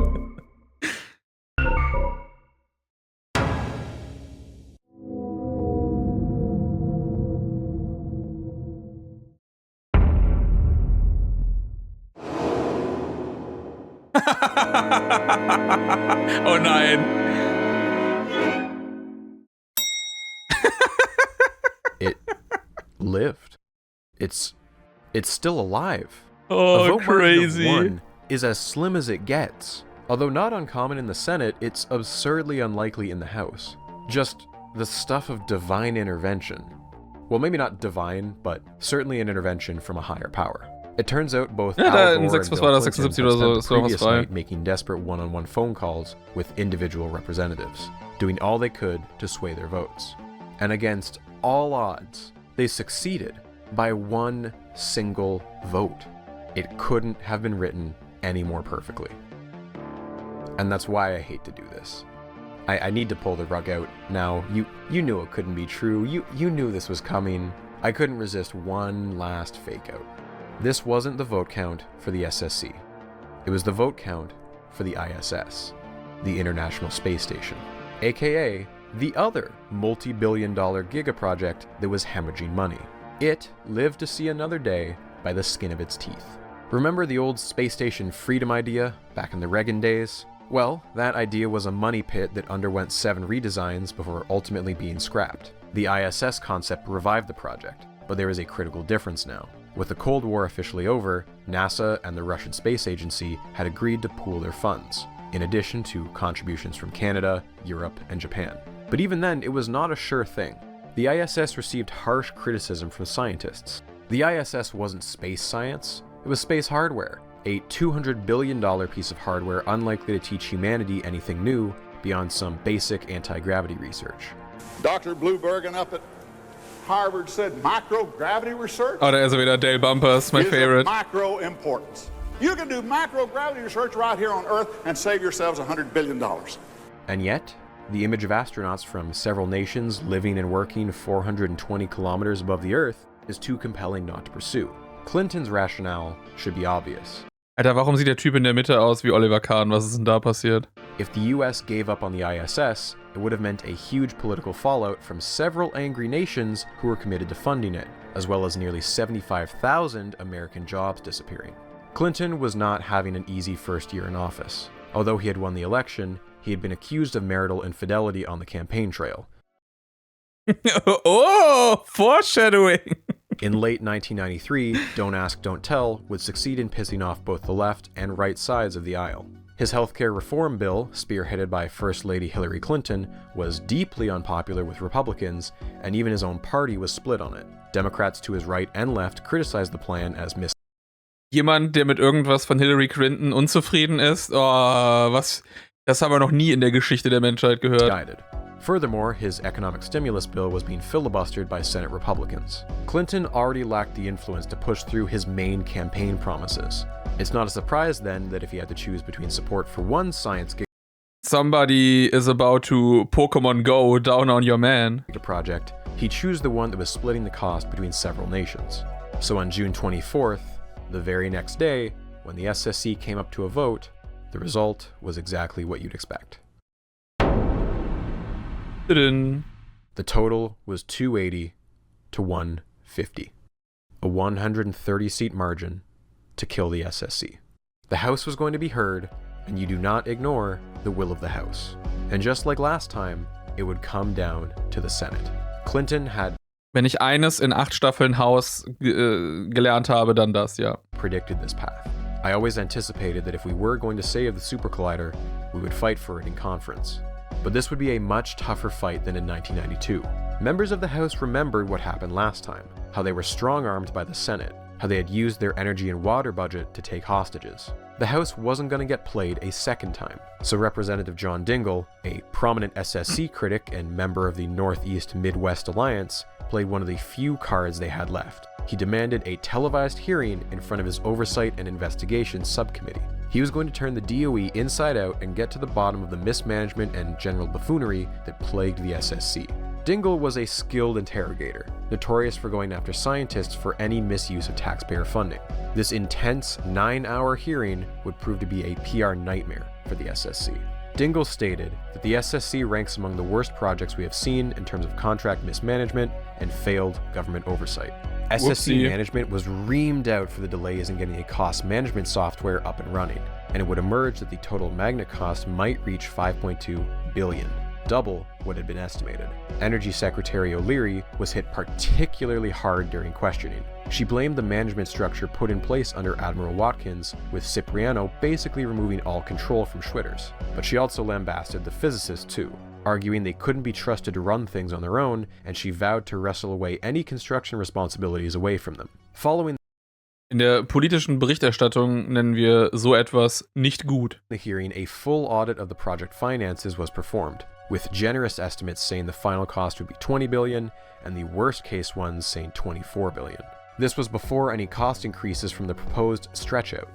Gosh, do you remember the days when $8 billion seemed like a lot? With the SSC's future in jeopardy, Texas panicked and held back nearly $80 million in funding, leading to Director Schwitters having to cut costs left and right. It led to over 300 layoffs. It didn't help that Schwitters and Cipriano had become even more dysfunctional. They were no longer on speaking terms. This came after a Washington Post article where they published a private memo where Cipriano recommended that Schwitters be fired. Senator Bennett Johnson, in an effort to paint the project in a better light, held a less adversarial hearing in the Senate. Dale Bumpers yet again introduced his amendment to kill the SSC. Now, the senator wants to challenge the $20 billion figure, I guess. That's right. Okay. We've been through this so many times, I know what you're thinking before you say it. And I'll just simply say, we're not to $20 billion yet, but we're not to $13 billion yet either, but we know... Oh no, they brought out the paper, 09. The chart, no. We're headed there. You gotta be eating and smoking something awful strong to believe that this is the last word. I mean, are we going to just let this country sink slowly like the sun in the west at evening tide and say we can't compete anymore, we have no more scientific curiosity, we have no scientific competitiveness? We're going to let this budget deficit fueled by entitlements just overwhelm us? The votes came in.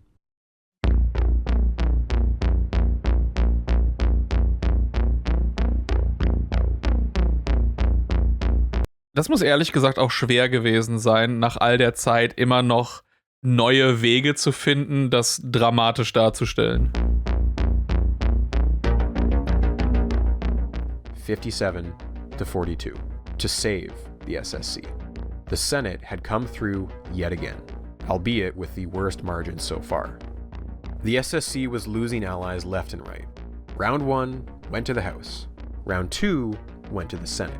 The ultimate fate of the SSC will be decided in round 3. The House and Senate were going to meet in a conference committee yet again. Would a compromise be made and the SSC live on, or would the House get its way? Boehlert and Slattery, the perpetual enemies of the SSC in the House, anticipated a repeat of the dirty tactic used in the 1992 budget vote. The House and Senate Compromise Committee was likely to be filled only by members of the Appropriations Committees, almost all of whom were SSC allies. The two of them rallied to get SSC opponents included, but the Speaker of the House ignored them, citing precedent. So how exactly do you compromise between a Senate who wants $1.2 billion and a House who wants $0? Well, at least according to the Compromise Committee, you give them the full $1.2 billion.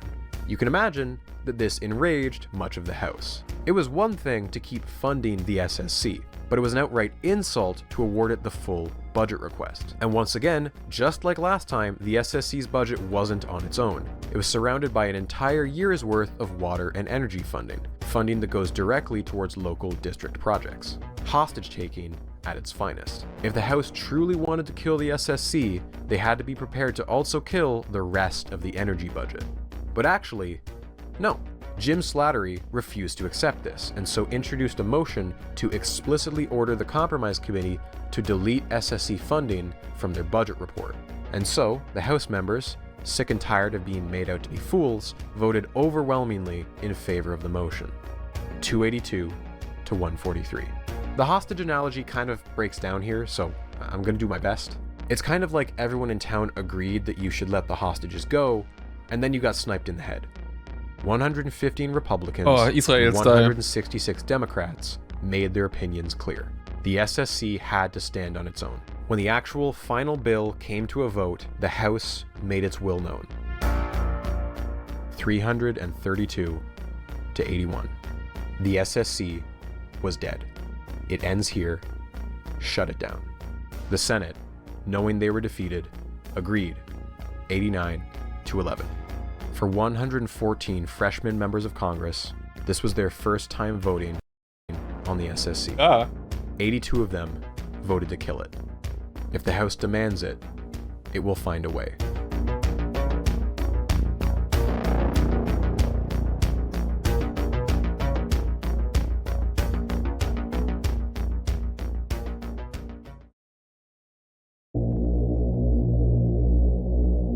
Big Hole. Chapter 16, Big Hole. Naja, buried in ist ja Synonym für Big Hole. George Bush once compared the Super Collider to the pyramids of Giza. He of course meant it in the wonders of the world sense. And in a not ironic in the slavery twist of fate, sense. his words still kind of hold true. The Super Collider is not a world wonder, but it is a tomb. Following the fateful House vote that ultimately killed it, Senator Johnson and Congressman Bevel held a conference committee in a last-ditch effort to save the program, during which they begged and pleaded with Boehlert and Slattery. This begging and pleading led to an almost comical compromise. The SSC got to keep its $1.2 billion budget. The catch was that it could only be used to shut the project down. U.S. Congress had just approved the most expensive funeral in world history. In a quote that is extremely insensitive, coming from a man from Louisiana, Senator Johnson would tell reporters that the SSC has been lynched and we have to bury the body. When the SSC was officially killed in Congress, only 22 kilometers of tunneling had been complete, just a little more than a quarter of the total loop. In total, $3.85 billion had been spent. The reactions from the academic community were bleak. Leon Lederman Ist ein Super Collider auch eine Pizza? Described it as a tragedy for the field and everyone in it. The government decided, in its wisdom, that high-energy physics has no future. The day after the House vote that killed the SSC, our old friend, Burton Richter, received a phone call from Senator Bennett Johnson's chief of staff. It was over. There was no coming back from this. Sitting across from Richter was John Peoples, the current director of Fermilab. For the past month, he'd been quietly asked by several DOE officials if he'd be willing to step in and replace Roy Schwitters in a last-ditch attempt to save the project. At this point, he couldn't save the SSC. It would be the equivalent of becoming captain after the Titanic hit the iceberg. But, at the very least, he could prevent it from taking down America's other labs along with it. When the Congress voted to terminate the funding for the SSC project, I realized it'd be very important that this be done well, both for URA, which also runs Fermilab, of which I'm director, and for the whole high-energy physics community.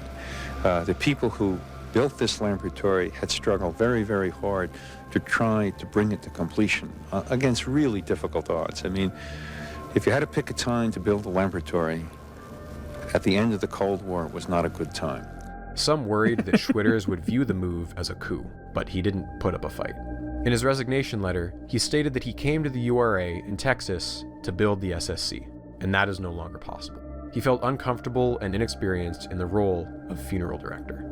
After 5 years, every original name on this management chart had left the project. His departure would help reduce tensions at the Waxahachie site.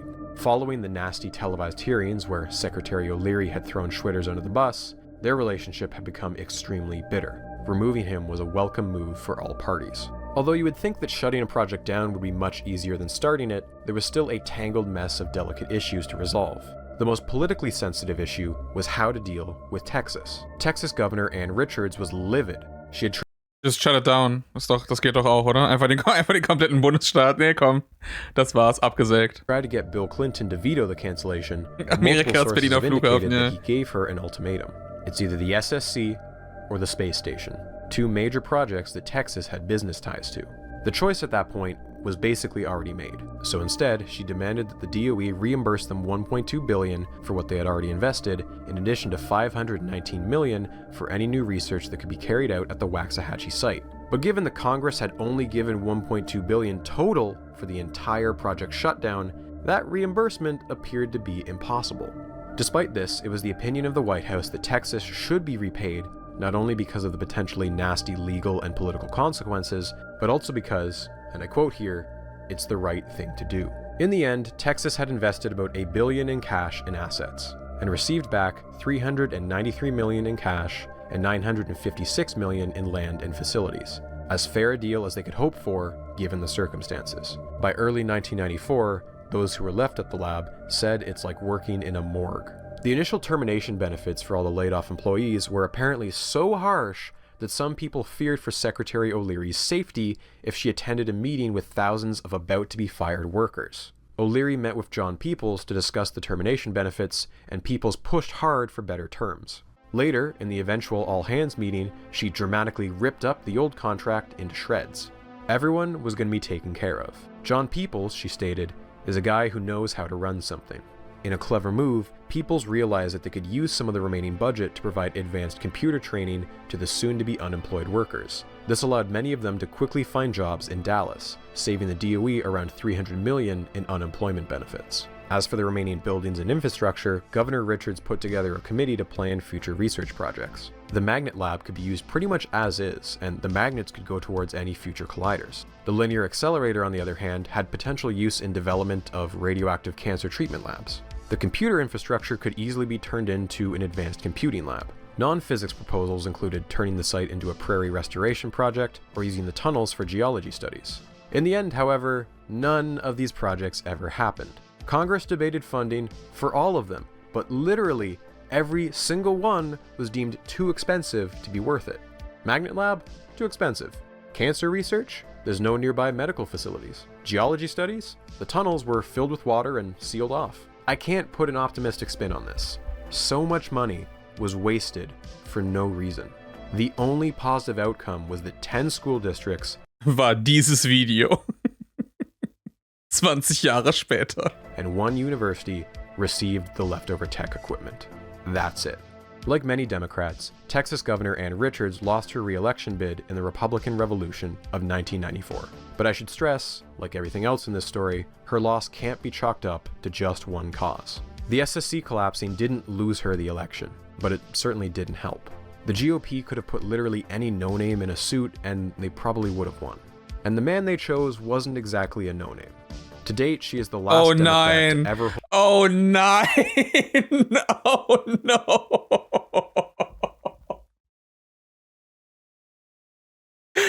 Oh, what a fucking twist! Hold the office of Texas governor. By this point, John Peoples had effectively been running two labs, the SSC and Fermilab, and he was at his limit. He resigned in the summer of 1994.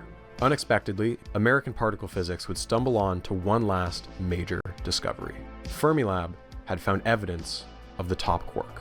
The sixth and final quark was detected, with its mass matching up perfectly with theory.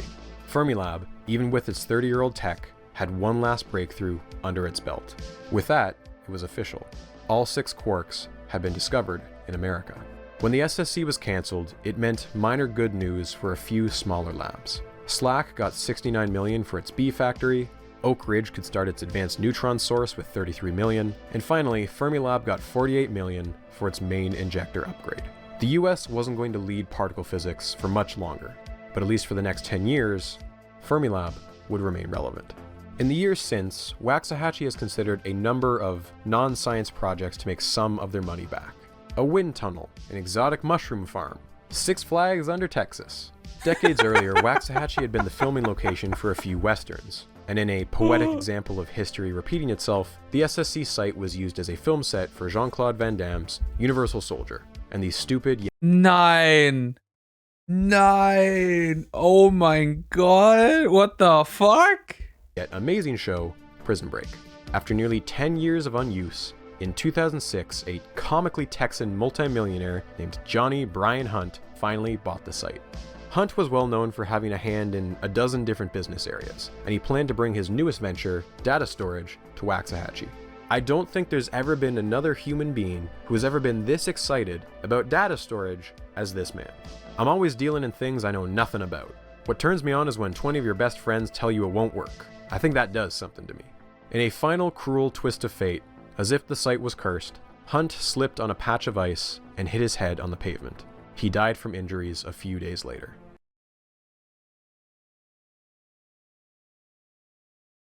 Can't make this shit up, wirklich. What the fuck? The data center project ended with him. Later, a chemical manufacturer known as MagnaBlend purchased the land in 2012. Although, if you believe the YouTube comments, they're just a facade, and the tunnels are actually being used as a series of bunkers for the global elite. Ja, das sind auch Tunnel von Hamas, 100%. As a tribute, MagnaBlend named their new facility the Specialty Services Complex. The SSC name, at least in spirit, lives on. Aber was ist in 78 passiert? What happened in 80s?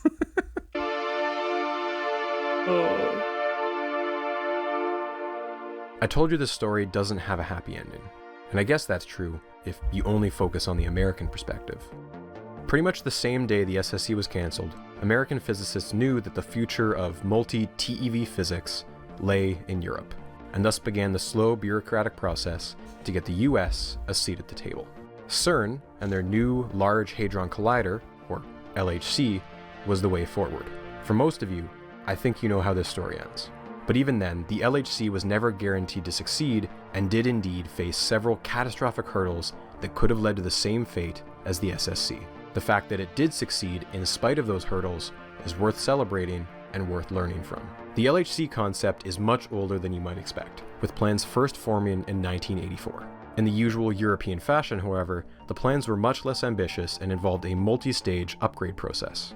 The first stage was to build the LEP, the Large Electron Positron Collider. Perhaps you remember, CERN director Herbert Schopper testified in front of Congress in 1987, begging the Americans to join up with them, to no avail. The LEP was completed in 1989 with a ring circumference of 27 kilometers. The LEP could collide low-mass leptons up to 0.2 TeV, but to break through the multi-TeV barrier, they would need to support heavier particles, and thus stage 2 was going to use hadrons, aka any particle consisting of 2 or more quarks. So already, maybe you see a couple advantages the LHC had over the SSC. First, a unified governing body of 19 countries instead of just one. One nation on its own, no matter how wealthy or powerful, can do this alone anymore.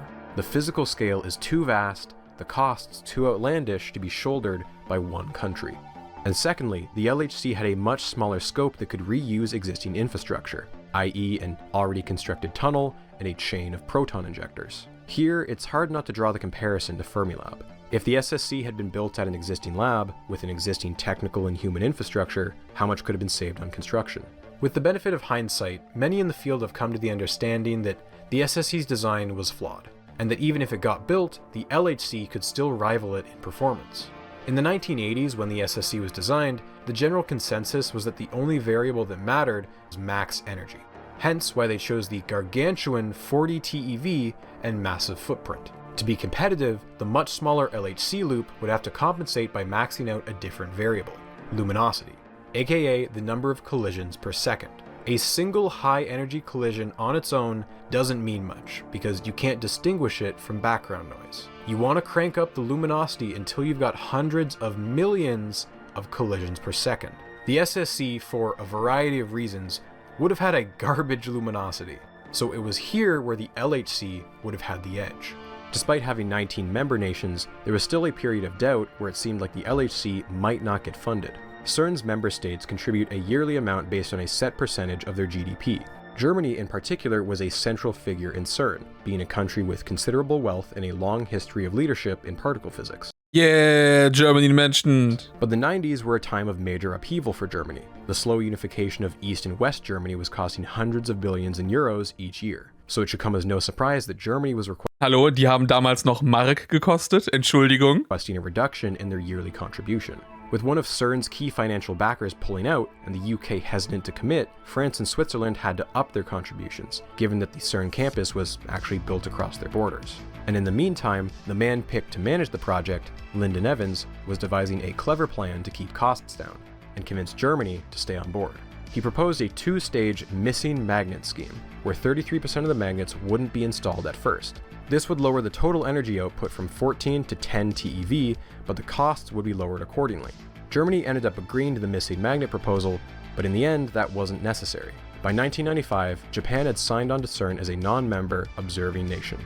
This basically means you contribute money and scientists to CERN, but without council voting rights. This would soon be followed by contributions from Canada, India, Israel, and Russia, each of whom would contribute a component to the detectors. Das ist schon ein bisschen lustig, nachdem die so lange versucht haben, Japan auf ihre Seite zu bringen. And in 1997, Bill Clinton finally did what Reagan should have done all the way back in 1987. The United States signed on to CERN as an observer nation, agreeing to give at least $917 million. The LHC now had the money to go all out. It'd be built in just one stage, with all its magnets, with a target end date of 2005. The total cost? 3.7 billion Swiss francs. About $4 billion US. Now that's a much easier pill to swallow than 24 billion, huh? Of course, things didn't go as smoothly as predicted. Again, just like the SSC, the most expensive and troublesome part of the project would be the magnets, specifically 1,232 superconducting dipoles. They would need to be operated at 1.9 Kelvin and could support absurdly strong fields of 8 Teslas, surpassing the SSC's 6.6 Teslas. Development on these took nearly a full decade. For this reason, among others, a review of the project finances in 2001 revealed that they were nearly 850 million francs over budget, which is almost 1 billion US. The council members of CERN were incredulous and ordered a management review. Many feared that Evans, with his one-on-one small picture management style, would be fired. However, the review team acknowledged that Evans understood the project at a deep, technical level, and his staff was loyal to him, so he was allowed to stay on. It's hard not to draw comparisons to Maury Tigner here. If he had stayed on as project manager, he may have seen the SSC through to its completion. Instead, the SSC had seen a revolving door of 6 separate project managers, some only staying on for months at a time. It also helped that unlike the SSC, which had no way to effectively keep track of cost overruns, CERN did. Their software program tracked everything from systems, subsystems down to individual components, and was powered by the World Wide Web that CERN had a hand in creating. So when politicians came knocking with budget questions, Evans could point out exactly where the problem was. Lyndon Evans would see the project through to its eventual completion in 2008. There were delays, sure, but the LHC is possibly the most complex scientific instrument in existence. The fact that this got done at all is a testament to decades of planning, the cooperation of thousands of scientists, and the financial support of a couple dozen nations. Maybe you remember the day the LHC came online for the first time, in September of 2008. But you probably don't remember that 9 days later, Lyndon Evans received a panicked phone call informing him of a near disaster. Multiple magnets had quenched, meaning that faulty electrical connections had warmed and the magnets were no longer superconducting. The melted connections caused a huge spark, releasing nearly 6 tons of helium gas. In the investigation that followed, it was found that 80 of the 10,000 electrical connections were faulty and would have to be replaced. Evans and the rest of CERN had a difficult choice to make. Option A. They could do a partial, quick and easy repair in 1 year and try and get some data, but they wouldn't be able to operate at the max energy, lest they risk another fatal meltdown. Option B. Take the claw to the face, roll over and die. Do a full repair, pushing back experiments by multiple years. They decided that there had been enough waiting. It was time to do some physics. They did the partial repairs and the LHC finally had its first collision on November 23rd, 2009. The LHC was running at half its design energy, which was still a lot, but its luminosity was garbage. The initial repairs had made the LHC functional again, but it would take multiple years of calibration to get its luminosity back up to full health. With the LHC temporarily out of commission, CERN faced an unexpected challenger. Now you would think by this point that American particle physics had largely accepted its fate as a sidekick to CERN, but not quite so. SLAC had found the tau neutrino in the year 2000, and the Fermilab Tevatron eventually did get its main injector upgrade finished in 2001. And in the intervening years, there had been some exciting evidence that you could produce a Higgs particle at a much smaller mass than first anticipated. Masses small enough that even the much weaker Tevatron had a shot at finding the Higgs. And so for nearly a decade, they struggled and struggled, because their luminosity was also not good enough. So far, all they had managed to do was help narrow the search region, crossing off 156 to 177 GeV. And they weren't just racing CERN, they were also racing a deadline. The Tevatron was scheduled to be permanently shut down in September of 2011. The 2008 financial crash had thrown the entire country for a loop, and particle physics wasn't exactly on the top of Obama's priority list. Despite this, Fermilab scientists campaigned for $180 million to keep the Tevatron running for 3 more years, and they were willing to cut back on the rest of the lab's activities to pay for it. But Secretary Stephen Chu had different priorities for the DOE budget, with renewables once again taking precedence. The Tevatron shut down as scheduled in September of 2011. They knew it was a long shot, they didn't know if they would find the Higgs, but they wanted to at least try. And with that, it was the end of an era. Cornell and SLAC both shut down their colliders in 2008, leaving only Brookhaven with the last major American collider. Another factor in CERN's favor here was the time period. Computing power in the 2010s was leagues ahead of computing power in the early 2000s. And when your machine spits out 300 gigabytes of data per second, that makes a huge difference. Purely from a data crunching perspective, CERN was saving months, if not years of time. A decade head start with the SSC may really have just been a couple years at most. During this period, rumors and false alarms of a Higgs detection were beginning to circulate, but all they could say confidently was that the Higgs mass wasn't between 145 GeV and 466 GeV. According to the Standard Model, that left one place left to look, between 114 GeV and 145. As 2011 turned into 2012, that region narrowed, 116 to 130. As thousands of scientists poured over months of data, a spike began to emerge. 4 separate experiments were saying something was appearing at 125 GeV. For some scientists, this all but confirmed it. The numbers were crunched, and the chance that this was just noise were only 1 in 3 million. This was it, the first major discovery of the LHC, a particle that was consistent with the Higgs boson.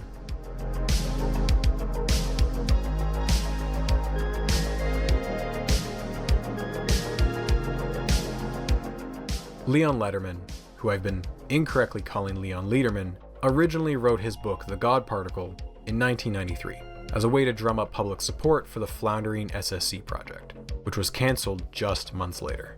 In 2006, he released a second edition of his book, and he added a preface, acknowledging that it was kind of awkward that the original premise relied on a non-existent collider. And yet, it was just shy of 2 years before the LHC would be up and running.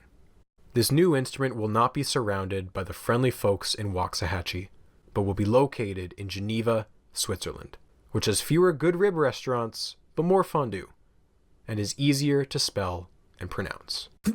After days of cautious internal celebration, the director of CERN officially made the announcement that they had found the Higgs boson.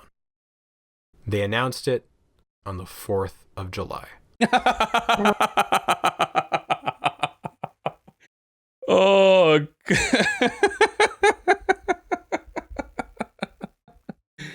oh, hervorragend.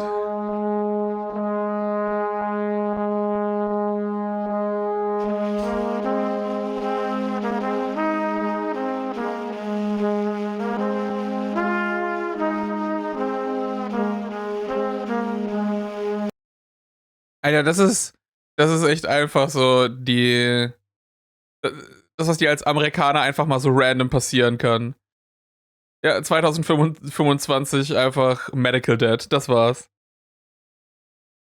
He was forced to sell his Nobel Prize medal to pay it off. Jesus, ey.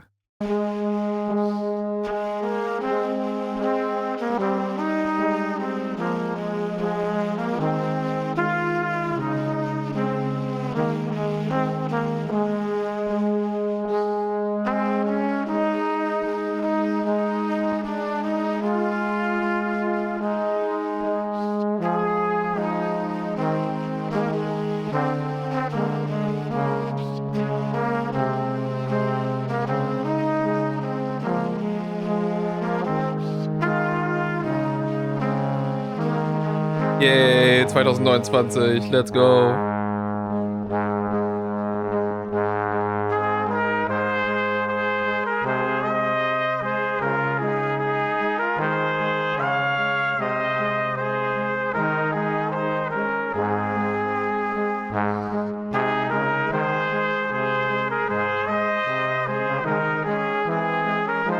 Die FCC 100, Alter, what the fuck?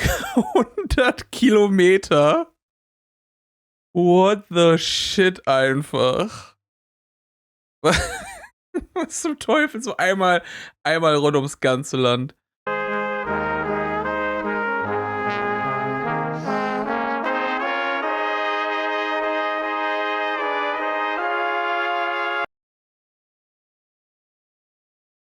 Hervorragend. Can I get a trans rights or human rights in the chat? Less baby.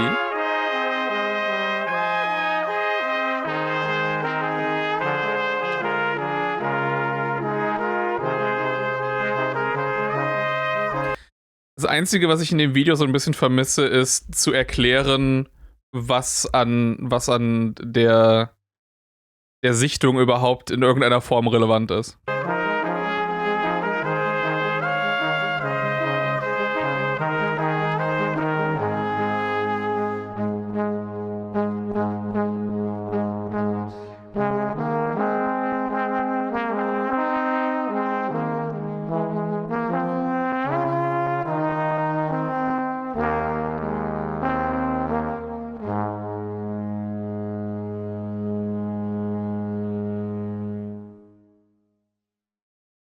Holy shit. What the fuck? Alter, 3 Stunden.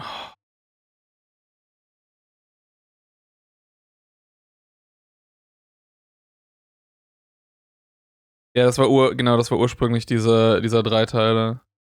America's Missing Collider. Der Titel ist halt aber auch richtig gut. Der Titel ist halt richtig, richtig gut. The 21 Billion Hole in Texas.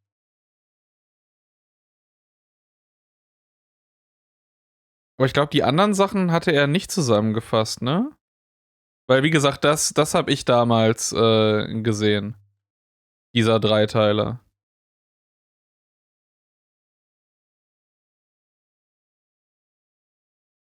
Ich glaube, das hatte ich auch mal gesehen. The Man Who Tried to Fake an Element.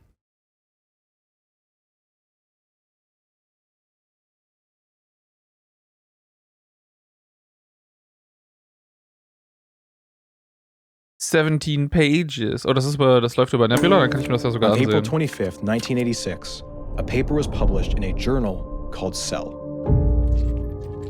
Cell is a prestigious journal. To get a paper into Cell is a goal any young biologist would work. Ja, der Collider ist sein Magnum Opus. Also es ist halt auch, also die Arbeit ist halt auch echt fucking insane, die da reingeflossen ist. So allein also nicht nur die Recherche, sondern eben auch die ganze Planung dahinter. Wenn du dir überlegen musst, wie du das alles präsentierst, wie du das alles animierst, das ist schon fucking insane. Ich würde sagen, dass die Reaction bei der Björn am wenigsten pausiert hat. Ich meine, ich habe dazu auch wenig, das ist halt das ist ja die Sache. Ich habe dazu ja wenig in irgendeiner Form beizusteuern, beizufügen, weil das ja nicht mein Fachgebiet ist in irgendeiner Form. Ich finde das aber immer noch so, du scrollst hier runter und dann Pyjama Sam to Cars. Das ist schon geil. Oh, das ist halt schon echt insane. Vor allem auch die Aufrufe von diesen Videos. So, hier hast du Broccoli Reviews Porky Pig's Haunted Holiday und das hat so 6000 Aufrufe. Und dann gehst du auf einmal zu den Videos hier und genau, das ist das, wo ich das erstmal drauf aufmerksam wurde. The Man Who Almost Faked His Way to a Nobel Prize. Also das war, ich meine, du siehst das auch hier, das war halt der große Durchbruch. So, noch ein 3-Stunden-Video? Nee, das war's.